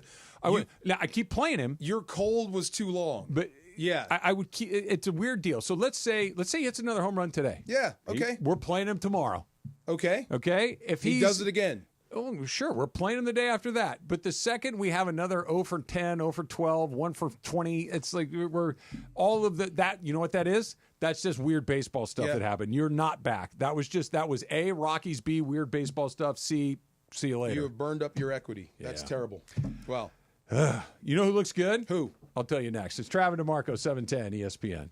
Sedano and Cap. Today at 3 p.m. after Mason in Ireland. Wait, I don't know what chamoy is, though. It's a sweet and sour, salty, spicy Mexican candy. Yeah, I've had chamoy many times. Okay. It's a sauce, but they put it in candy. Like margaritas, too, and maybe micheladas. So it's not what Michael Jackson would say. No. That was chamoy. As soon as you put that on there, I knew you were going to say that, Cap. No, you know Cap, he's right. Chamoy. Sedano and Cap, weekdays at 3 p.m. on 710 ESPN. Hey guys, it's Sedano. Los Angeles International Airport's People Mover trains begin rolling early next year as part of LAX's ongoing investments to transform and improve your travel journey. The People Mover trains will quickly move guests between their terminals and our new consolidated rental car center, metro trains and buses, economy parking, and Kiss and Fly lot. The trains will make it simple and fast to get to your LAX destination in 10 minutes or less, and trains depart every 2 minutes beginning in early 2026. Learn more at lawa.org/ESPN. Hi, Zoe Saldana. Welcome to T-Mobile. Here's your new iPhone 16 Pro on us. Thanks. And here's my old phone to trade in. You don't need a trade-in. When you switch to T-Mobile, we'll give you a new iPhone 16 Pro. Plus, we'll help you pay off your old phone up to $800, and you still get to keep it. There's always a trade-in. Not right now at T-Mobile. I feel like I have to give you something in return for karma. That's okay. I don't really have much in my purse. Oh, let's see. Hand sanitizer. It's lavender. I'm good. Seriously. Let me check this pocket. Oh, mints? Really, I'm fine. Oh, I have raisins. I'm a mom. Wait 1 sec. I've got cupcakes in the car. It's our best iPhone offer ever. Switch to T-Mobile. Get a new iPhone 16 Pro with Apple Intelligence on us. No trade-in needed. We'll even pay off your phone up to $800. With 24 monthly bill credits, new line $100 plus a month on experience beyond finance agreement $999.99 and qualifying forwarded. For well qualified plus tax and $10 connection charge. Pay off via virtual prepaid card. Allow 15 days. Credits end and balance due if you pay off early or cancel. See T-Mobile.com. Ready for a delicious escape? The New Islands Restaurant's $10 protein bowls are your ticket. Packed with over 40 grams of protein and stacked with fresh ingredients. They're only here for a limited time, so enjoy one today. Visit islandsrestaurants.com. All right, listen up. Whether you're out for a walk, hitting the gym, or just tackling your day, in this LA heat, chafing is no joke. Take my word for it. That's why you need Highlands Chafing Relief. This stuff is a game changer. Goes on like a cream, dries like a powder, and stays put even through sweat and water. No greasy mess, just all-day protection. If you've already got some chafing, Highlands soothes it fast with aloe, shea butter, and tea tree oil. Don't let chafing slow you down. Grab Highlands Chafing Relief at Walmart or Target right now. Empower. Jen has ordered a decadent seafood tower, king crab legs, lobster tails, and a waterfall of caviar. Pricey? You bet. But Jen worked with Empower on her savings and investment strategy and planned for splurges like these. She got good at money, so she can be a little bad. Ooh, champagne. Empower. Invest well, live a little. Start today at empower.com. Past performance is not indicative of future returns. Investing involves risk. You may lose money. Advisory services are provided for a fee by Empower Advisory Group, LLC, EAG, a registered investment advisor with the Securities and Exchange Commission. OMG, those shrimps are really jumbo. If Twisted Tea Hard Iced Tea was your best friend, it would be the kind of friend that starts an impromptu dance party in the supermarket aisle that turns into an all-day pool party rager at your place, and you don't even own a pool. Twisted Tea Hard Iced Tea turns any day into a legendary adventure. It's smooth and refreshing real iced tea with just the right kick of alcohol. Twisted Tea Hard Iced Tea. Keep it twisted. Twisted Tea Brewing Company, Cincinnati, Ohio. Please drink responsibly. And yes, welcome to the Travis and DeMarco Show. Now mornings, 9 a.m. to noon on 710 ESPN. Your destination for LA sports. Let's get back to the fellas. The Travis and DeMarco Show continues right now. Pulled the trigger yesterday. On what? Suit. Yes, you saw. I saw the pictures. Good man. Yes, sir. You look good. Big look thumbs sexy. up to my friend Nicole that went with me and was my Sherpa through the whole thing. She gave me. I went blue. I did not go tan. You did a good job. So I went blue, but a little bit more blue than I. It's not. What do you call that? It's got a little. Little pattern. Little pattern to it. Yeah, nice. I was saying that. I said to her, I said, what about like a Navy? She goes, what, do you want to look like a pilot for American Airlines? I said, no. Okay. That's so good. That was good. I like Nicole. That was That's a good. quick way that we were done there. Okay, so you told me, you wanted the process to just hurry along a little bit more. It was great. No, I had a great time. Good. They have to get to know you. It's not just about putting clothes on you. They're trying to get to know you. Yes, and she did a wonderful job. Yes, that's awesome. And you look good. You look like a leading man. I don't want to get into the specifics of this, but let me just say there was a couple of moments like, you got to be kidding me, where when she measured my neck, I'm like, that can't be right. You need to measure it again. That's what it is. What's wrong with your neck? Well, it's. I don't have a neck anymore. I used to have a neck. Oh, it's smaller? A lot smaller. I mean, we can tell you've changed a lot. I guess so. But when I look at myself in the mirror every day and shave, brush your teeth and all that stuff, you don't really notice until they put a tape measure around my neck. How many inches are we talking? 3 inches on my neck. Dude, what's your neck size now? 15. You had an 18-inch neck? Yeah. You had a linebacker neck? Yeah. Dude, you were big. I was fat. You Dunlap. Yeah, man. That's good. How I'm much excited. do you weigh? Oh, it's a roller. I checked in this morning. I weigh 211 pounds. Look at you. You're a heavyweight. Yeah. You are a heavyweight. I'm headed toward cruiserweight. There you go. You are Rocky in Rocky 3 against my brother, Clubber Lang. You are Rocky. Look at you. Well, but isn't Sylvester Stallone like 5'6"? And, okay, so you saw Rocky 3, right? How much do you think he weighs in that movie? You won't believe it. I'm going to guess he weighed 200 pounds. He was 145 pounds. I kid you the not. Front door. The movies make people look huge, right? He said he had shriveled his body up to almost like 2% body fat. It was unhealthy. That's on screen, nuts. He's the heavyweight champion. He's he weighed huge. about $140. How is Mr. T little? Mr. T's not very big, but when you put him next to a guy that's 140, he looks monstrous. Yeah, he looks huge. The first time I met Mr. T, I was expecting big. How big is Carl Weathers? Carl Weathers? Carl Weathers was tall, but not thick. Like kind of like DeAndre. Maybe a little leaner. Okay. Yeah. Because Carl Weathers looked enormous. Put him next to a guy that's not very big. Yes, he looks ginormous. Dolph Lundgren is not a giant. He just looked like one. He looked like he was 9 feet tall. Against that, he would be. Yes. So Carl Weathers apparently, from a quick Google search, weighed around 220 pounds. See, when that's filming Rocky. Tall and lean. If you look on screen, he looks like he's 250 and like 7 feet tall. Yes. Sorry, this is off topic, but you know whose job would be absolutely wonderful? Marty Smith. I just looked up on ESPN right now, and he, is on location in Cooper Flagg's hometown. I'm sure to be at his, draft party. He was on the water in Maine, just living it up, doing a SportsCenter hit from a boat. Chilling. Like that's a job I want. I want Marty Smith's job. That's a good gig. What are you expecting out of Flagg? Caitlin Clark? I'm going to be totally honest with you right now. I have no idea because I've never seen him play a single second of basketball ever.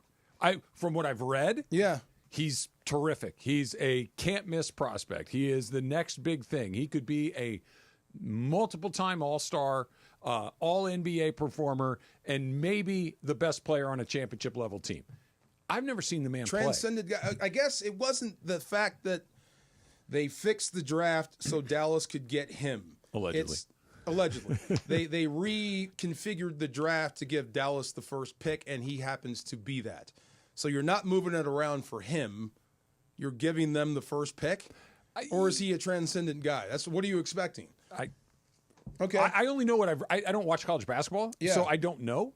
But I know that when he played against the Olympic team last summer, when the Olympic guys were getting ready to go play the other Olympic guys, they put together a team of American players to play against them. And he stood out. And every one of those NBA guys he's really good. Right. They don't give that up really easy. And he stood out. Right. And he stood out, and he was 17 years old playing with 30-year-old NBA guys like Curry and Durant and Embiid and LeBron, and he's hanging. That's a really good sign, but I really haven't seen it. Neither.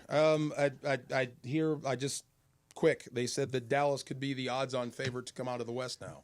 Somebody should measure, I should say, Luka's neck. You seen the more pictures that are coming out? He's looking good. He really is. Yeah, he's looking good.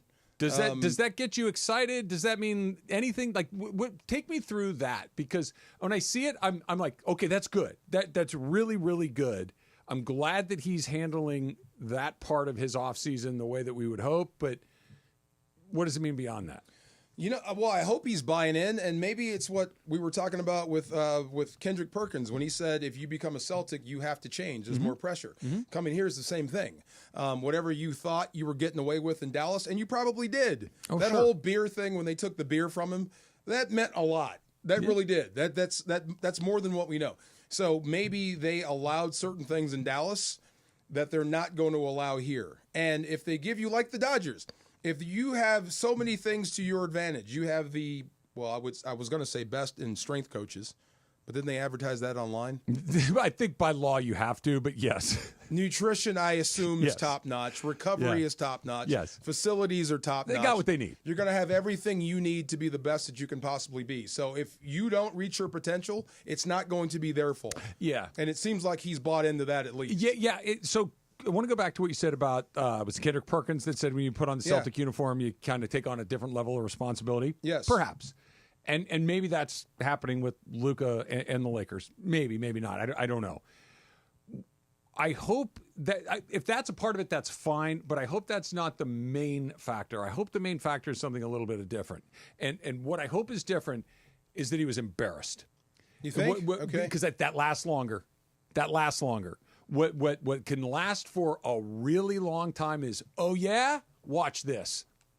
More so than everybody else is doing it, I guess I'll do it. Yeah, that's true. different. Like that, I'll go to the workout because everybody else is working out, as opposed to you don't think that I'm going to slit your throat. I'm coming back and I'm going to murder you every single time because you didn't think I could do this. Well, if what you said this. is true about JJ calling him out by name without actually mentioning his name, if that's true, then he answered the bell. That's exactly what you want.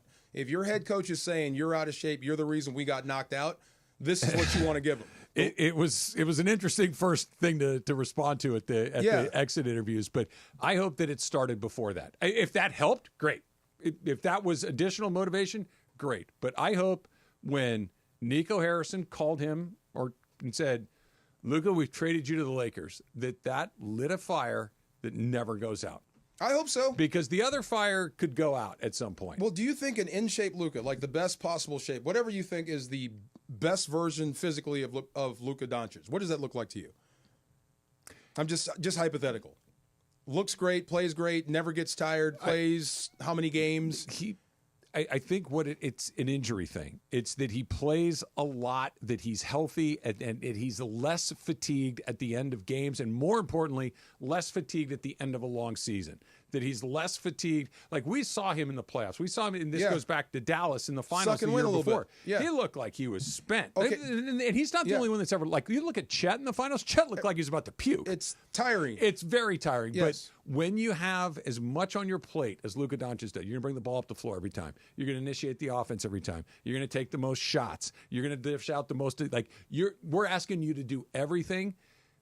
your fitness can't be a factor in what I'm looking at. It just needs to be we need to get to the point where it's a non-factor. You're where I am. So if you had that guy with that responsibility and the physical shape to back that up, still not sure you get past Minnesota. Maybe not. Because I'm not sure if that covers up the other problems Maybe you not. had. Maybe not. Yeah. Look, he could get in LeBron James type of physical condition, and if the roster's the same, the result's going to be the same. Yeah. It's not the only thing that's preventing them from going forward. It's one of the things that's preventing them from going forward. That might be, if I'm Luka, I might fire back at JJ. And we did talk about this. If you're going to yell at me, you better be right. Yeah. So if you're shouting at me that the reason we're out is because I'm out of shape, then you don't know what you're looking at. That's what I would say if I was there in that press conference. And if because it ain't just my fat butt is the reason we lost. And if that's how he sees it, then you're going to get exactly what you got in Dallas. Right. And by the way, that's not all bad. Yeah. I can't make this dude play defense. That's not all bad, but you're going to get a guy that's like, dude, I get you 30 a night. What do you want from me? Exactly. And it's like, okay. If you're saying my fat butt is the reason we lost, then wait a minute. The answer hold on. coming back is, I love the 30 a night, but what if we could get 30 a night and we could be a little better defensively and we could play a little more and we could be a little crisper at the end of games? Like, I'm asking you to be one of the best players in the league. I'm asking you to be the best champion, the best player on a championship level team. That's what I want from you. True. Like that, I want from you what we got from Michael Jordan, Kobe Bryant, LeBron James, like the same level of commitment. The same level of commitment that those. If your level of commitment is, I'm going to get you 30 a night, no matter what. Okay, but I have to start looking in other places. That's the other for part other we may things. be stuck too. Yeah. And to your point, I think you're on to something. Right. That if that's his response, then it's like, but quite frankly, tell me. Yeah. If at least that's I know how you feel, okay, now I need to make other arrangements. Not that I'm getting rid. You're not getting rid of him. I want you on my team, but I'm going to have to support you in different ways. Call Giannis immediately. Right. Wouldn't be a bad place to start. Listen all week to Sonato and Cap for your chance to win a pair of VIP tickets to the biggest pro wrestling convention this Saturday, coming up in just a few days, June 28th, Hilton LAX. Listen for your cue to call and be calling number 7 at 877-710-ESPN. You'll get 2 tickets with VIP access to LAX Fan Fest plus 1 autograph to Marco by Ahmed Johnson. Sit out powerbomb. Yeah. Listen to Sonato and Cap for your chance to win, or visit fanfestlax.com for tickets. You're going to go, right? Absolutely. Yeah. I can't wait to go. Brett the Hitman Hart is going to be there. I may try to goad him into a fight. Make sure your phone's on. I want to see how that goes for you. Hot and cold. It's coming up next. If you've ever had to deal with some chafing, look, guys, let's just be honest. It happens. If you work outside, if you work out, if you're trying to get back in shape, this stuff is it's a real problem. And let me tell you, I don't want to tell you a lesson on how to prevent it. Let me tell you what to do right now if you're going through it. Go get you some Highlands Chafing Relief. Keep it close. It goes on like a cream, dries like a powder, stays put even through sweat and water. If you're already dealing with chafing, then I am preaching to the choir. You know what I'm talking about. If you want to feel better faster, go get Highlands Chafing Relief right now. It works and it works fast. It'll have you feeling good in no time. Running, riding, hiking, working outside, riding your Harley. You guys know what I'm talking about, especially when it gets hot outside, and it's getting hotter. Highlands has your back and your thighs and your arms. You know what I mean. Chafing shouldn't stop you from doing what you love ever. Grab Highlands Chafing Relief and feel the difference right now. Available today at Walmart and Target. We told you it was going to be the biggest offseason in Lakers history. Jeanie's still going to run the team, and this is massive. New ownership, the draft, free agency, summer league, and the tip-off of the season with the King and Luka. Every moment of coverage of the Lakers offseason on 710. Powered by Pro Baller. Pro Baller, the official energy drink of the Los Angeles Lakers. And your home of Lakers basketball in the Southland is 710 ESPN. Want to sell your home because you're downsizing? Call Seller's Advantage. Want to sell the home that you've inherited? Call Seller's Advantage. Want to sell your home and take advantage of your equity? Call Seller's Advantage. No matter what your reason for selling, Seller's Advantage will make you a competitive cash offer and can close in as little as days or as long as you need. Don't worry about the condition of your home. You don't need to pay for costly repairs because they buy as is. Seller's Advantage has been buying homes for over 20 years, focusing on helping sellers get the highest offer possible without having to get it ready for the market or deal with agents or pay commissions. They make selling easy and painless. They'll even offer you a 20 $20,000 advance for moving and other expenses. If it's time to sell your home, call Seller's Advantage for a no-obligation offer. Call 888-390-AS-IS, 888-390-AS-IS, 888-397-2747, or visit sellersadvantage.com. DRE number 01961658. Don't worry, sell happy with Seller's Advantage. Ever feel like the road is out to... Thankfully, Hyundai is always working to ensure it doesn't, with over 130 IIHS Top Safety Awards since 2006. IIHS Top Safety Awards include Top Safety Pick and Top Safety Pick Plus awards to Hyundai vehicles from 2006 to 2025. Now for a limited time, lease a Hyundai Tucson for only $259 a month. Or get 2.99% APR. See your SoCal Hyundai dealer. Offers end July 7th. Call 714-568-7676 for details. Hey everybody, it's Cap, and I want to talk to you about what I always tell you is my absolute favorite app on my phone, and that is Prize Picks. I want you to download the Prize Picks app, use my code CAPPY, K-A-P-P-Y, make your first $5 play, get $50 instantly. The code is CAPPY, K-A-P-P-Y. Now look, basketball season may be over, and I know it's going to be a crazy offseason, but wait a second. There's so much action happening on Prize Picks because baseball is now taking center stage. So if it's strikeouts or RBIs or first inning runs, you make your call. It's more or less, and you have a chance to win up to 2,000 times your cash today. And Prize Picks invented something that I always like to play, the flex play, which means you can still make money. You can cash out if your lineup isn't perfect. You can double your money even if one of your picks doesn't hit. So again, download the Prize Picks app. Use my code CAPPY, K-A-P-P-Y. Make a $5 play. Get $50 instantaneously. Prize Picks. Run your game. Prescriptions require an online consultation with a healthcare provider who will determine if appropriate. Restrictions apply. See website for details and important safety information. Price varies based on product and subscription plan. Hey guys, let's talk ED because millions of men experience it, but not everyone can access or afford treatments like Viagra. Well, Hims can help. Through Hims.com, you can get a full range of treatment options for ED, including daily or as-needed meds through a 100% online process. It all starts with an online intake form. Get started at Hims.com/joy, and from there, a medical provider licensed in your state will determine if ED treatment is right for you. If prescribed, your medication is shipped to you for free. Find the ED treatment that fits your needs with options up to 95% less than the brand names. Millions of men experience ED. But Hims can help. To start your free online visit and save up to 95%, go to Hims.com/joy. That's Hims.com/joy for your free online visit. HIMS.com/JOY. As you know, we've welcomed the new partner here at 710 ESPN, NextGen. NextGen, the official AC, heat, and plumbing company of SoCal sports fans. You're as cold as ice. Call 833-3-NEXTGEN, NEXGEN, or visit nextgenairandplumbing.com. Time for our feature we do 3 days a week. 'Cause you're hot and you're cold. Who's hot, who's cold, thanks to NextGen. Boy, time for Who's Hot, Who's Cold. Take it away, Producer M. Aloha. Buenos dias. Hody, hody. Okay. All right, so it's hot. Mormons are hot because... Not just because of Benson Boone, but we're talking about Ryder Lyon. Okay, have you guys heard about this guy before? Sounds What like do a you game think? show. Sounds like a game show, doesn't let it? me ask you how he spelled Ryder Lyon. Ryder Lyon.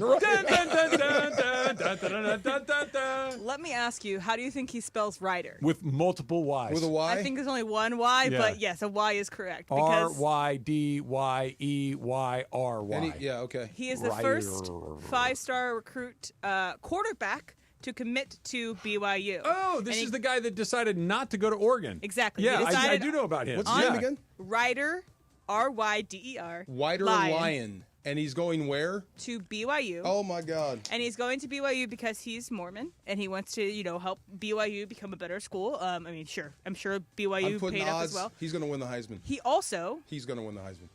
is intending to do a mission. So whether he does the mission before or after his Is he a high time, school kid Let me now? see what he Yes. looks like. Okay. Yeah, so whether or not he determines whether he's going to go to it right They got now another or wait one. a little bit, we'll see. So if put yourself in the shoes of Mr. Mormon Ryder Lyon, would you take your mission before or after your college career?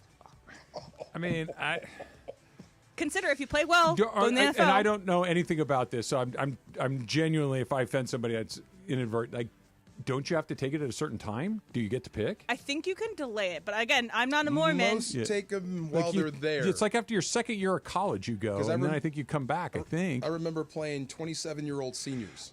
Because also big difference. It might be similar-ish to the idea that like people who live in Korea, men who live in Korea, have to serve in the Korean military for a little bit of time. So somewhat similar. 6'3", 220. If I had to do something like that, whether it's religious fulfillment or a military stint or whatever, I would want to get it done as quickly as possible. I would do it before and not have it waiting for me on the back end. All right, DeMarco, would you choose before or after? If you have the choice, if it's something you can choose. I wouldn't want to give up my first and second year of college. Well, you're still going to have it. You're just going to be 2 years older. I mean, at that time, I wouldn't want to give that up. You'd be Stetson Bennett. Look at what he did. Not sure how to go with that one. Yeah. Yeah. Good answer. He won a national title, right? Well, that might be cool. Like if he lights it up at BYU, doesn't take his Mormon mission, lights it up for 3 years, and he's going to be the first pick in the draft. And he's 22, and he takes a year off. I wouldn't mind that. Take a year off, rest, come back. I want to go back to what you said about like at the jump, like your first couple of years in college, right? And it's a very specific time in your life, and you're doing. I'm a dirtbag. Okay, he's Mormon. That's what I'm saying. I understand, and I want to take the Mormon element out of it, okay, and just say, you go to college when you're 18 to 21 for a good reason. That's the right time to go do that. By the time you're 25 or 26, that kind of stuff is less appealing. I might wait if I'm him. Yeah. And like my first year or two out of mom's house, I'm not giving that up. That's what I can I'm make saying. my own Like, decisions. because we've all been on a college campus and had a guy that's like, I remember first day I go to school, okay, and all of the guys on the baseball team, we check in your dorm, and then we're meeting at this place at this time at the athletic facility. You're going to meet your new teammates. All these, I haven't met anybody other than the guys I met on my recruiting trip. So I go into this. We're sitting. We met at the ballpark, so we're all in the dugout, right? And I sit down next to this guy. I introduce myself to him, and he goes, "Oh, hey man, my name's Sean. Oh, nice to meet you, Sean. I'm Travis. Good to see you." He goes, "You a freshman?" I said, "Yeah." I said, how about you? And he goes, "Oh, I'm a fifth year senior." I'm like, "Oh, okay." And he asked me, he goes, "Do you have any kids?" I'm like, "Dude, I'm 17." Yeah. Like, no, I don't. Do you? He goes, "Yeah, 2." I'm like, "Oh, this is different." Like the gap between that guy and the new guy. Yes. I would not want Let's to be also the high take guy. ourselves into like Moneyball, the movie, at the beginning where they're like, "Oh, this guy's got an ugly girlfriend." That's thinking about confidence. I heard that before. So, I really did. Yeah. Well, I'm saying Ryder Lion comes in. He's big on TikTok. He's Mormon. He's at his mission. Does that change how you think of him as a quarterback, as a leader? Like, what is it? Kind of the intangibles, I already told positive, you, negative. he's going to win a Heisman before he leaves. They're going to make that happen. 6'3", 220. He's going to BYU, and he gets it. He understands it. This is like Ty Detmer again, but just better. All that TikTok and all that kind of thing. It's everybody. Like, it's just like if you're going to get bothered by that, you're going to really limit your pool. You know what I mean? Like you're gonna have to learn to live with it, because to find guys that aren't into Notre that Dame are pretty quarterback small. and you're Catholic. Mormon quarterback at BYU. Yeah. It's like, the Caleb Williams like painted nails thing. It's like, who cares at this point? If he can throw the ball, he can throw the ball. For sure. But shout out Mormons, and that was from Reagan and Seattle. They told me about Ryder Lion and told me about it. Falling asleep with your girlfriend and not waking up in a panic. I'm in college. So, what is cold? What's cold? I'm not giving that up. Sorry. Go on, Go into cold. Okay, what's cold is Josh Kroenke. So Josh Kroenke this was weird. Was speaking yesterday to the media before draft day today, and I don't really know what the question was that was attached to this, but I'm going to play this piece of sound about the possibility of trading Jokic. What? I think that for us as an organization, going into that second apron is not necessarily something that we're scared of. I think that there are rules around it that we needed to be very careful of with our injury history. The wrong person gets injured, and very quickly you're into a scenario where that I never want to have to contemplate, and that's trading number 15. Record scratch. So, we're very conscious of that pushing forward, and, providing the resources that we can when the moment arrives. But that second apron, is it a hard cap? I'm not 100% sure, but it's something that teams are obviously very aware of. going forward. I would never, ever, ever consider selling my Super Bowl ring unless I have to. Is that what this is? That's what he told you. I would never consider having to do that. I would hate to, but if I had to, I will. If everything goes south and this is your biggest asset, of course you move it. Why bring it up? I think it's coming. I think there's some issues in Denver. Remember, they fired their coach before the playoffs. They're not a sure thing. Yeah, firing the coach is one thing. And a couple injuries basketball away. coaches in general, they get fired all the time. Yeah. To get a player that is identified with one single franchise, that's as popular, that's as successful, that is as singular as Jokic is. Yeah. That to volunteer the idea that there's a scenario that exists where you would have to trade him when nobody's really talking about him being traded at all struck me as strange. At that time. I mean, they've been talking about moving Jokic for, remember he and Luka, where there was a thing about they could team up. Jokic may want out. It's the first time I've ever heard it from anybody that matters. Remember the end of the year? No, I'm not talking about guys like you and me and guys on team. I'm talking about team brass saying something about this would be like if Jeanie Buss or back in the day Jerry Buss would have said, if we got to trade coach, like what? Okay, trade Magic Joe. What? Whoa! I'm trying to think. Whoa! Is Luka would okay? Here,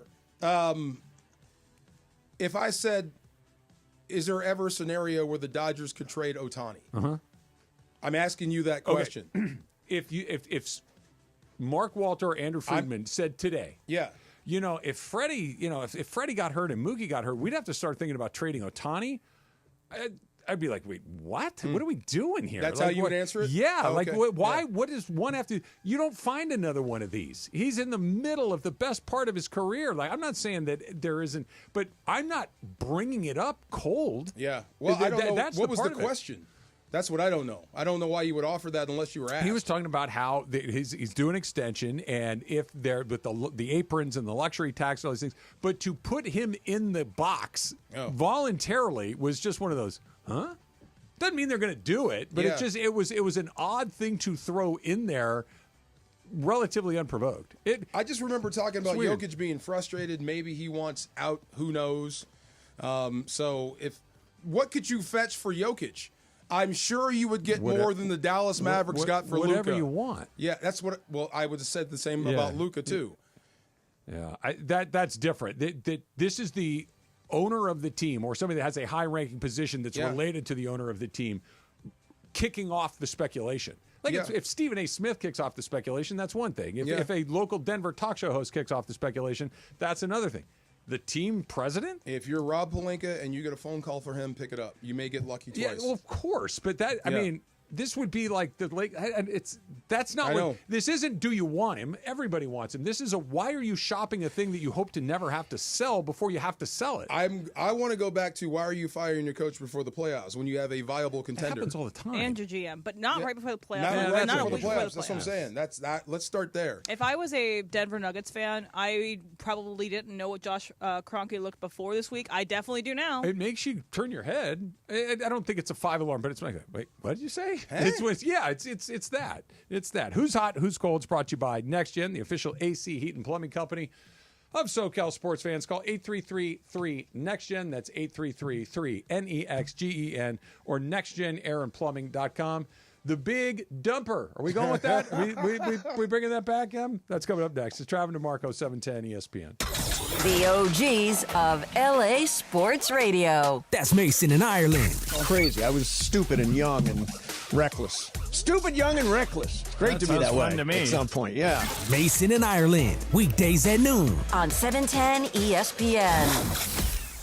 Bottom of the ninth, bases loaded, crowd rocking for Rotolo Chevrolet's top hitter, Mike Capozio. He's facing off with the Bulldog, and these two have quite the history. Here's the pitch. Oh, and he got all of it. That ball is out of here like a red Corvette, and it's going and going and going. Yes! Dad, are you having that dream again? Come see what the fun is all about at Rotolo Chevrolet. Pacific Palms Resort, LA's Hilltop Hideaway and #1 work and play resort, provides opportunities for all travelers and locals. Enjoy restful accommodation, dine in the Red Restaurant with an expansive outside patio, or pamper yourself and relax at the spa. Hit the links at one of their 2 championship courses, the Babe and the Ike. Pacific Palms Resort is the perfect choice for a Los Angeles venue for your business meetings, weddings, and big events. Enjoy a beautiful staycation or family holiday at their Hilltop property. Book your stay at LA's #1 work and play resort today at PacificPalmsResort.com. Hey, Joe Fortenbaugh here. Whether you're locking in your home run picks or riding with your favorite golfers this summer, ESPN Bet is your sportsbook for all the action. Go from checking stats on your favorite teams and players to placing bets in just a few taps. Plus, new customers can get $100 in bonus bets when you make your first $10 wager. Download the ESPN Bet app and sign up with the promo code JOEQ to get started today. Must be 21 plus. Gambling problem? Call 1-800-GAMBLER. Terms and conditions apply. See app for details. Offer not available in New York. Adam Schefter here for Vivid Seats, your ultimate destination for all your sports and concert needs this summer. With a game-changing rewards program and an unbeatable selection of tickets, they make it easy for every fan to watch their favorite teams and players in action. Catch every home run and thrilling comeback in person from your favorite seat. Plus, every ticket is backed by a 100% buyer guarantee, giving you peace of mind with every purchase. Visit VividSeats.com or download the app today. Vivid Seats, the official ticketing partner of ESPN. It's time for everything we haven't gotten to today. Yes, it's time for the dump. This is good news. The fan who taunted Kettle Marte about his late mother has been banned from all ballparks, according to Jesse Rodgers from ESPN. Good. If there's some good to be had from the facial recognition software that we're all dealing with right now, that they can keep this... Knucklehead's not even the right word because it's far worse than knucklehead. This bad guy out of every ballpark. That's horrible, man. That's Isn't that terrible. just awful? I didn't see it, hear it. The look on it was Marte's audible. face. The look on Marte's face would break your heart. Really? It would break your heart. Like if you see him crying over his late mother because somebody said something horrible to him and it doesn't move you, I don't know what to tell you. Yeah. Like, Banned it from was- all stadiums? Yeah. All good. sports? Good. Yes, good. Back onto baseball, we talked about O'Neal Cruz at the beginning of the show. Yeah. The Pirates are playing the Brewers right now. Brewers are up 2-0 because Cruz missed a catch he could have made. He did give a little bit more effort than he was He earlier. ran after it this time? Yeah, but he did not make the catch. This is Skeens against Mizorowski, if I'm saying that right. Yeah, those two guys are unbelievable. Good game today. Wow. Happy birthday to the following, the late Anthony Bourdain. Did you ever watch Anthony Bourdain? I did. Yeah. Wow. I When I heard of his demise, I could not believe it. That job, that guy, really? He had dealt with mental health issues for a long time. Bro, you're everywhere. You meet everyone. That's the job of a lifetime. And that's the scary thing about that is that you could have someone who has everything and they're still dealing with demons. Yeah, he had a hard go, and he dealt with a lot of stuff. He was great on TV. Really, he's a great writer. Absolutely. Angela Kingsley, is that right? Yeah, from The Office. Who played Angela? Oh, I thought, okay. I thought it was Angela Kinsey? I did think that. Yeah. Yeah. Kingsley? Oh, that's her name on the show. So her name on the show is Angela Right. Martin. Martin. Okay. And then she becomes Angela Schrute, spoiler. Okay. And yeah. then her real name in life is Angela Kinsey. And so also other people on the show that have the same name, Oscar Nunez plays Oscar in the show. And there's one other person that I'm blanking on. But yeah. Easy to get into character. 54 years old today. Who? For Ms. Kingsley. Really? Let me see. Yeah. Yeah. Yeah. Did you ever watch The Office? DeMarco? Every now and then, and I laugh my butt off. You know what I did watch? And I got into it more because of that award show. What's his name? That did Steve Carell, the first guy.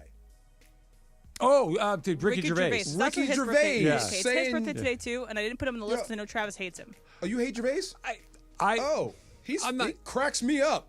What I like about Ricky Gervais is that he's mean. I don't care. Yeah, I don't care. Ricky Gervais I can know be he's your friend. vicious, Oh and my that's God. funny to me. Anyway. But I got into it. I'm like, oh, they played the same role. Let me see his. Oh my God, that's hysterical. Yeah. George Michael would be celebrating a birthday today. Also, the How late old? George Michael. George Michael, I guess, would be probably 60 something. if I had to guess. I wonder what a 60-year-old George Michael would be Dude, today. that guy had a big voice. I know. He was born in 1963, so it would be like 62. Yeah. I wonder what a 62, 63-year-old George Michael would look like, perform like. Will he still be relevant? Would he be like Madonna, trying to hang in there?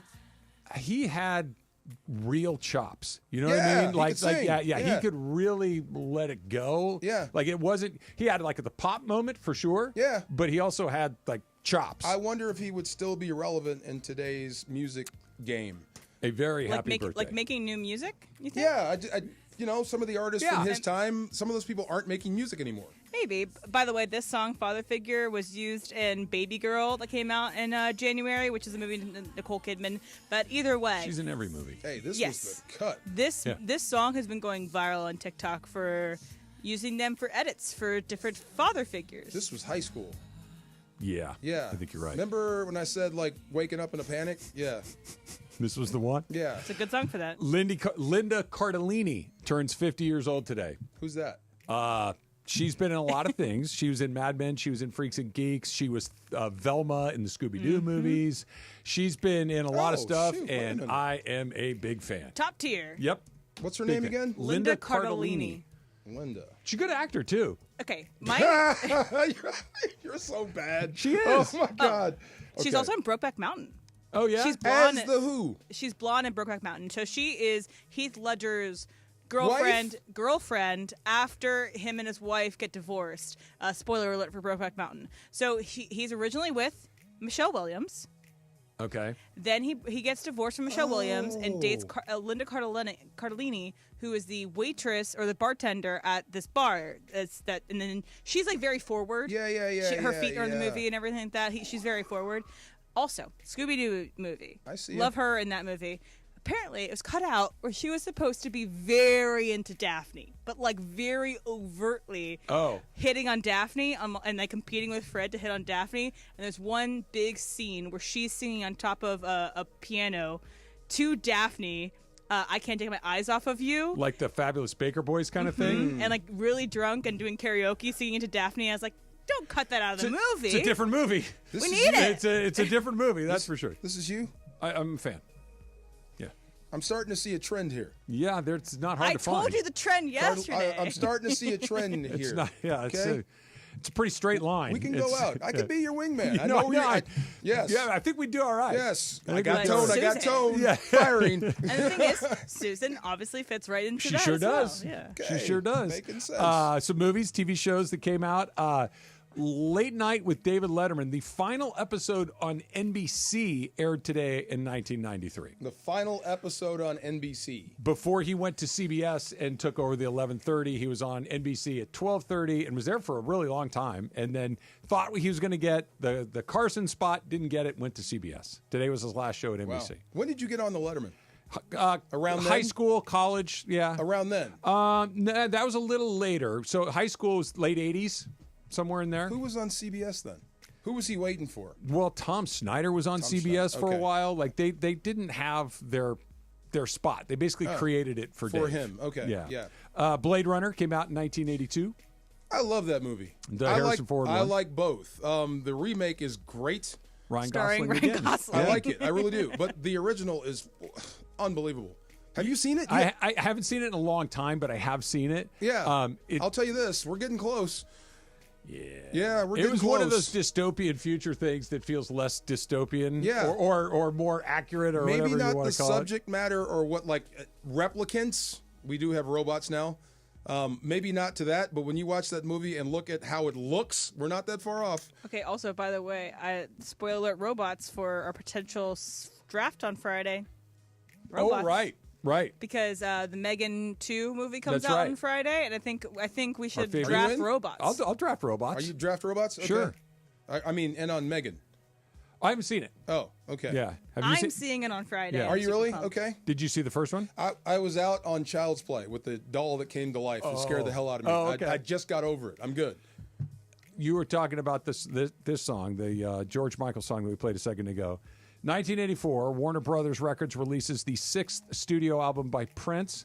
Purple Rain, his commercial peak. The film soundtrack album sells over 25 million copies, tops the charts, 5 countries, wins 2 Grammys and an Oscar. First time the family across the street who did not like us, who had a daughter, first time she ever spoke to me was after this album came out, because we could get MTV and she couldn't. She went to see the video. She asked me to record it for her. First time we ever spoke. We lived next to each other for like 7 years.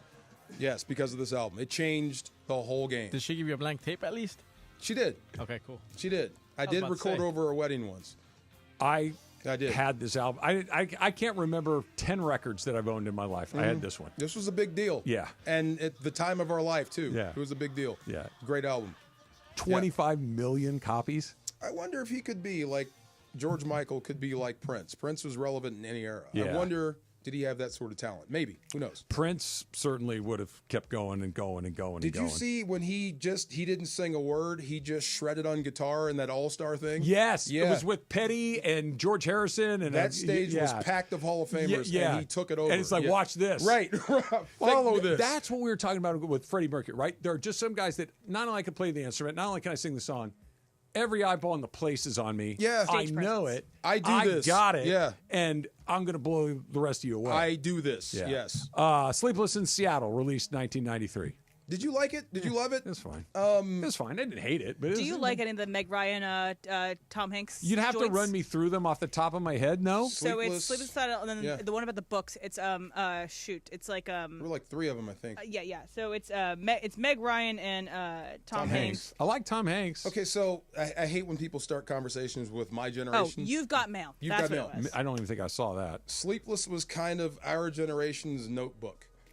Okay. Well, it was a meet cute forever. Funny you say that. 2004, The Notebook was released. Same day. Same thing. That's also Ryan Gosling, I believe. Today's the old Ryan Gosling show. And again, Ryan Gosling, okay, that role could have been played by a black man and maybe should have been played by a black man, because the whole thing is that it's a kind of like they can't be together, especially in that era of which Did you see it? That movie came The out. Notebook? Yeah. No. Okay. Did you see it? I did, yeah. Did you? Not yet. No? No. Yeah, well, you've had Okay, 21 years. I know. Why Do you don't you not want to see it? Why is that reaction to The Notebook? No, it's not like I don't want to see it. I would probably want it. It just never came up to see. Yeah, it's never even been on my streaming service. Yeah, I Put it on tonight. I have no interest. What's it on? It's kind of long. That's the one thing, is that it's kind of long, but it's really well. I mean, they dated afterwards, Ryan Gosling and Rachel McAdams, but they also hated each other. I thought they hated each other's guts. They hate each other's guts on the set. Okay. They started to get together afterwards, and they had this really big moment at the MTV Movie Awards where they ran to each other and kissed, like in The Notebook. You know what you call that? Now that's something I want to see. If they hated each other, that's heat. acting. Yeah, They had a lot of heat. It is currently, you can rent it on Amazon or Apple, and there is some showtimes. I've never watched it yet. No, I'm good. I'm sure I'll see it at some point. I'm good. You know who would like it? I think John Ireland. John, liked where this. are you on The Notebook? Did you as a watch movie? The Notebook? Big fan. Big fan. Not a surprise Okay. there at all. Well, I've told you my notebook, my James Garner notebook About story, the blue right? eyes? Yeah, that's I love amazing. that story. It's an amazing Yeah. story. Little Supercross talk coming up next. LA's mega sports station. 710 ESPN. Flip-flops on. Now your top reasons to visit Morongo. The Summer Bash. Live entertainment, carnival food, and freebies all weekend long. Number 2. Mosen's Happy Hour, Monday through Thursday, 2 to 5 p.m., and Friday, noon to 5 p.m. And the number 1 reason. The $50,000 giveaway. 16 table gamers get $2,500 in promo chips, 6 to 9 p.m., and one winner gets $10,000 cash at 10 p.m., the 29th. Morongo. Good times. Hey everybody, it's Cap. Inheriting a home can be overwhelming, but Seller's Advantage makes it easy. One customer shared, and I quote, "Inheriting a home felt like too much work. Seller's Advantage gave us a reasonable offer, handled everything, and closed in 3 weeks. I highly recommend them." End quote. Skip repairs and headaches. Call Seller's Advantage at 888-390-AS-IS or visit sellersadvantage.com for your free cash offer. DRE number 01961658. Don't worry, sell happy with Seller's Advantage. The biggest event of the summer is coming to Honda Center. Saturday, June 28th. Most Valuable Promotions presents global boxing star Jake Paul on his path to becoming world champion. taking on Mexico's former world champion, Julio Cesar Chavez Jr. Get your tickets at Ticketmaster.com. In the co-main event, Gilberto Zurdo Ramirez defends his world titles against Cuba's knockout artist, Yuniel Dorticos. Former boxing and UFC champ Holly Holm returns live from the Honda Center on Saturday, June 28th. Jake Paul versus Julio Cesar Chavez Jr. Waba Grill is an LA original, so we've got to keep it real. Real fresh with our Asian-inspired menu that's grilled to order every time. Pick me up and never put me down. Real quality with our marinated proteins like hormone-free chicken, ribeye steak, wild-caught salmon, and shrimp. Enjoy $5 happy hour weekdays after 3 p.m. with our 5-piece pork veggie dumplings and a value-sized premium beverage drink like our creamy and delicious Thai tea. Waba Grill, keeping it real every day for you. Every year across America, a staggering 4.2 million youth are homeless or trafficked. Covenant House is the national leader providing safe housing for youth, 50 years strong. Help us fight youth homelessness. Go to covenanthouse.org. KSPN AM 710 Los Angeles. KRDC AM 1110 Pasadena, Los Angeles. K256CX 99.1 FM Pasadena, Los Angeles. It's the greatest segment in LA sports radio history. Oh my God. When the shows come together for magic on the radio. It will only grow stronger. It's time for Super Crosstalk. Do we woo-woo when he's not here? Sure, go ahead. Go right ahead. What's happening? Travis got out of here, and Yeah. Michael is walking in. So Mike, you got to play Michael's with the intro Zubas. music. With the Zubas. I haven't seen those in years. I have. I do. Did you Now, know? Michael, Yeah. are those ones altered? Did you have to? Yeah, tailored specific. Yeah. You know wrestling, right?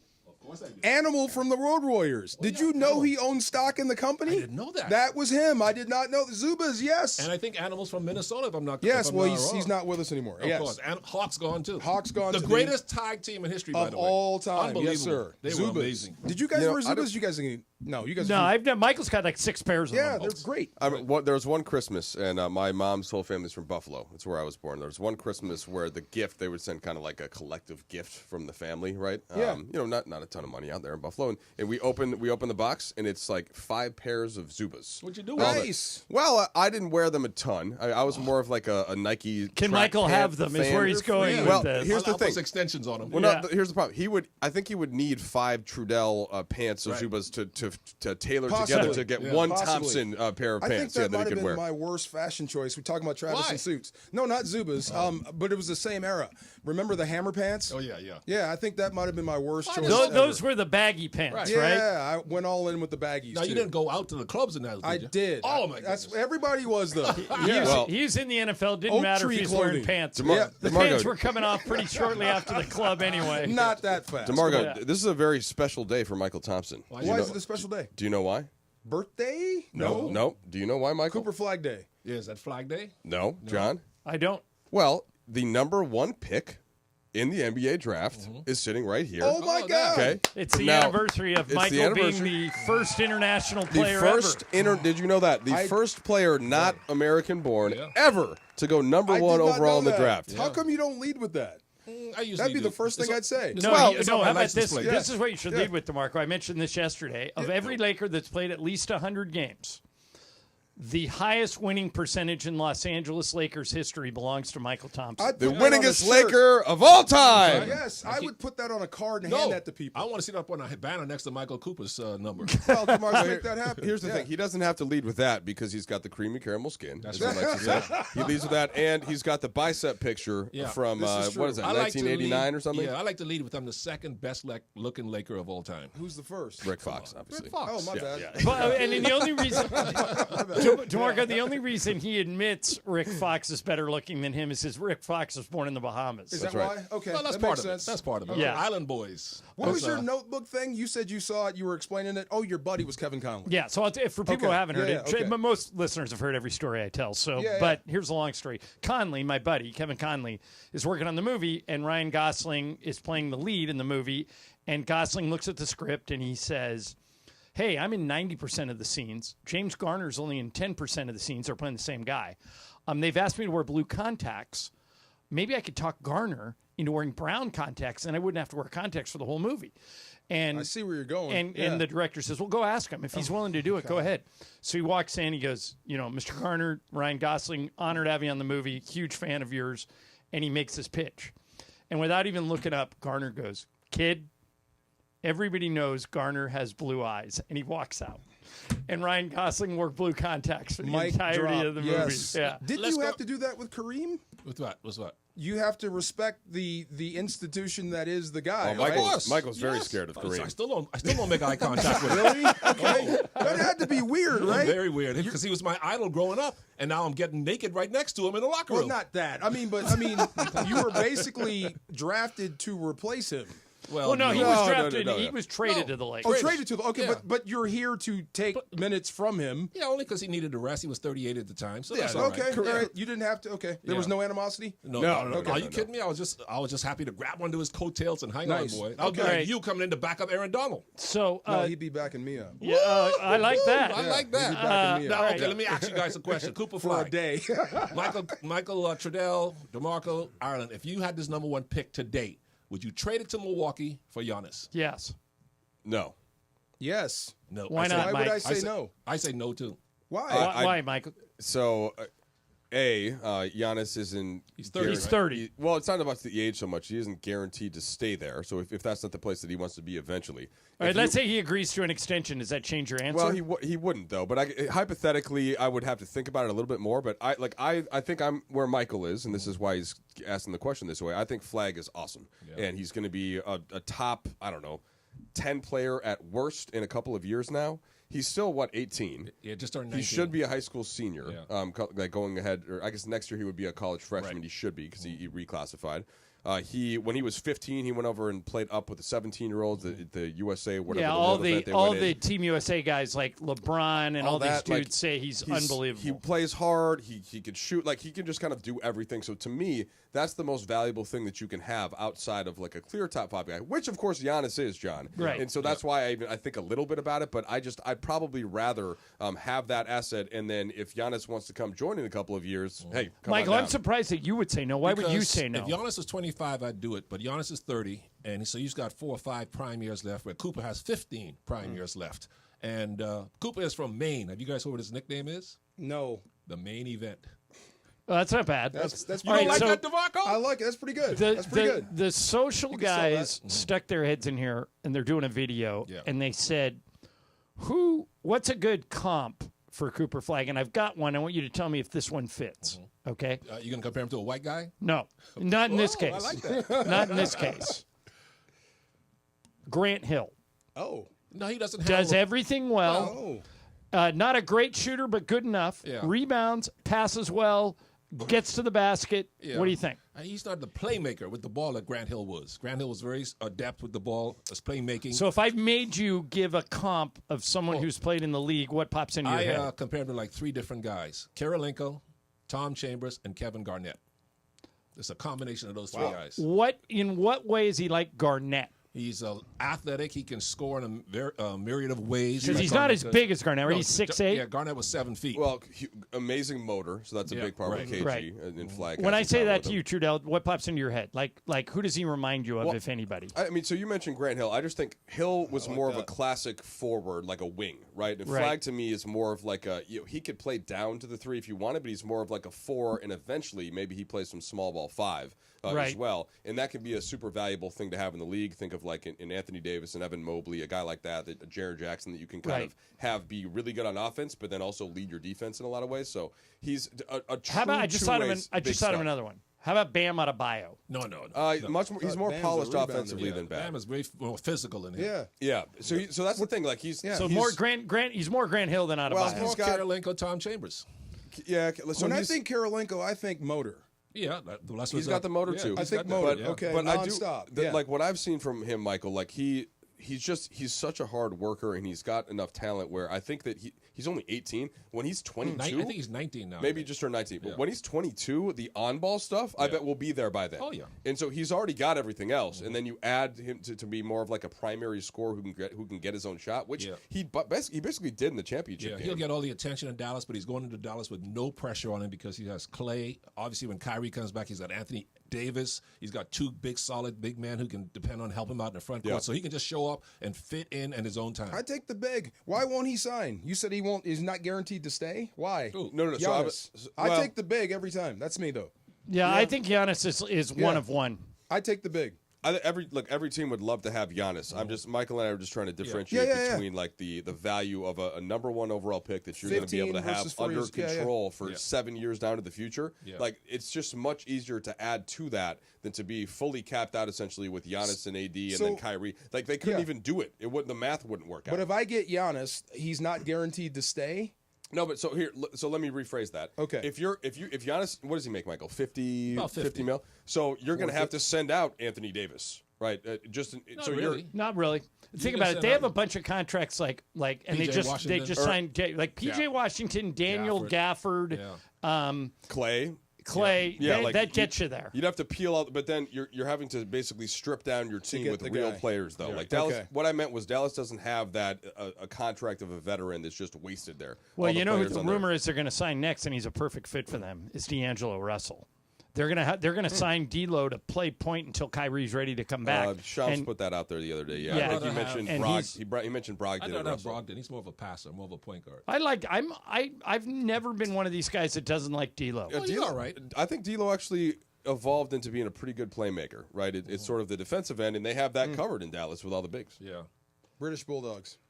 My other favorite tag. Yeah, they were good. Yeah, the little dynamite kid. Yeah, my other favorite they were good. The British Bulldog? I thought that was one guy. Hey, two. DeMarco. See, there's two. There was two. Dynamite Kid and Davey Boy Smith. Okay. Yeah. I tuned in the middle of this conversation between you and Travis, but were you guys at some point today trying to figure out what the best wide receiver core on one team was? That's easy. I was doing all decade team. Chris Carter, Randy Moss, Jake Reed, baby. But all time, DeMarco's Rams had Torrey Holt on one side and Isaac Bruce on the other. No, but we're leaving a big one out. Ooh.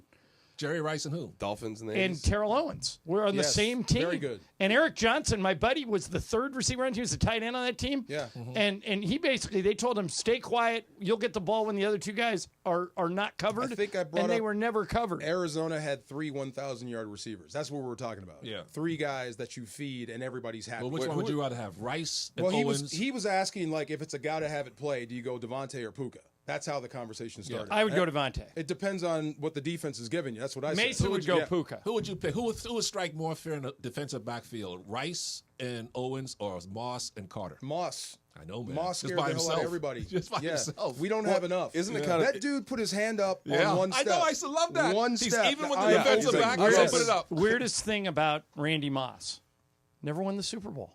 I know. Well, he played Eli Manning saved the world. Gary Anderson. Yeah. Oh, God, yes. Not Randy just him, Moss, but that whole game against the Falcons. Wasn't Randy Moss at Florida State with Deion and he had to leave? Or with Peter Ward? Deion's a lot older than Randy Moss. Okay, so he was there with Peter Ward. Oh, God, what's his name? Warwick. Peter Warwick. Yeah. I think they could be like the combination, but he got in trouble and transferred to Marshall. Yeah. Man.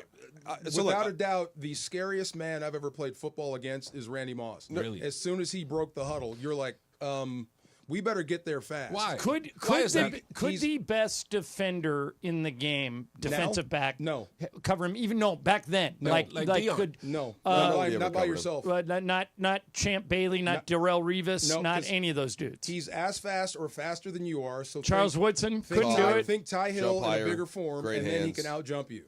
And hands. And hands. I'm a Vikings guy. Moss is. I have a Moss jersey. All of it. I have a poster still up in the boys' room of Moss. But like, don't people still acknowledge that if they had to pick, that Jerry Rice is the best and Moss is number 2? Yeah. Right. Well, get a load of this.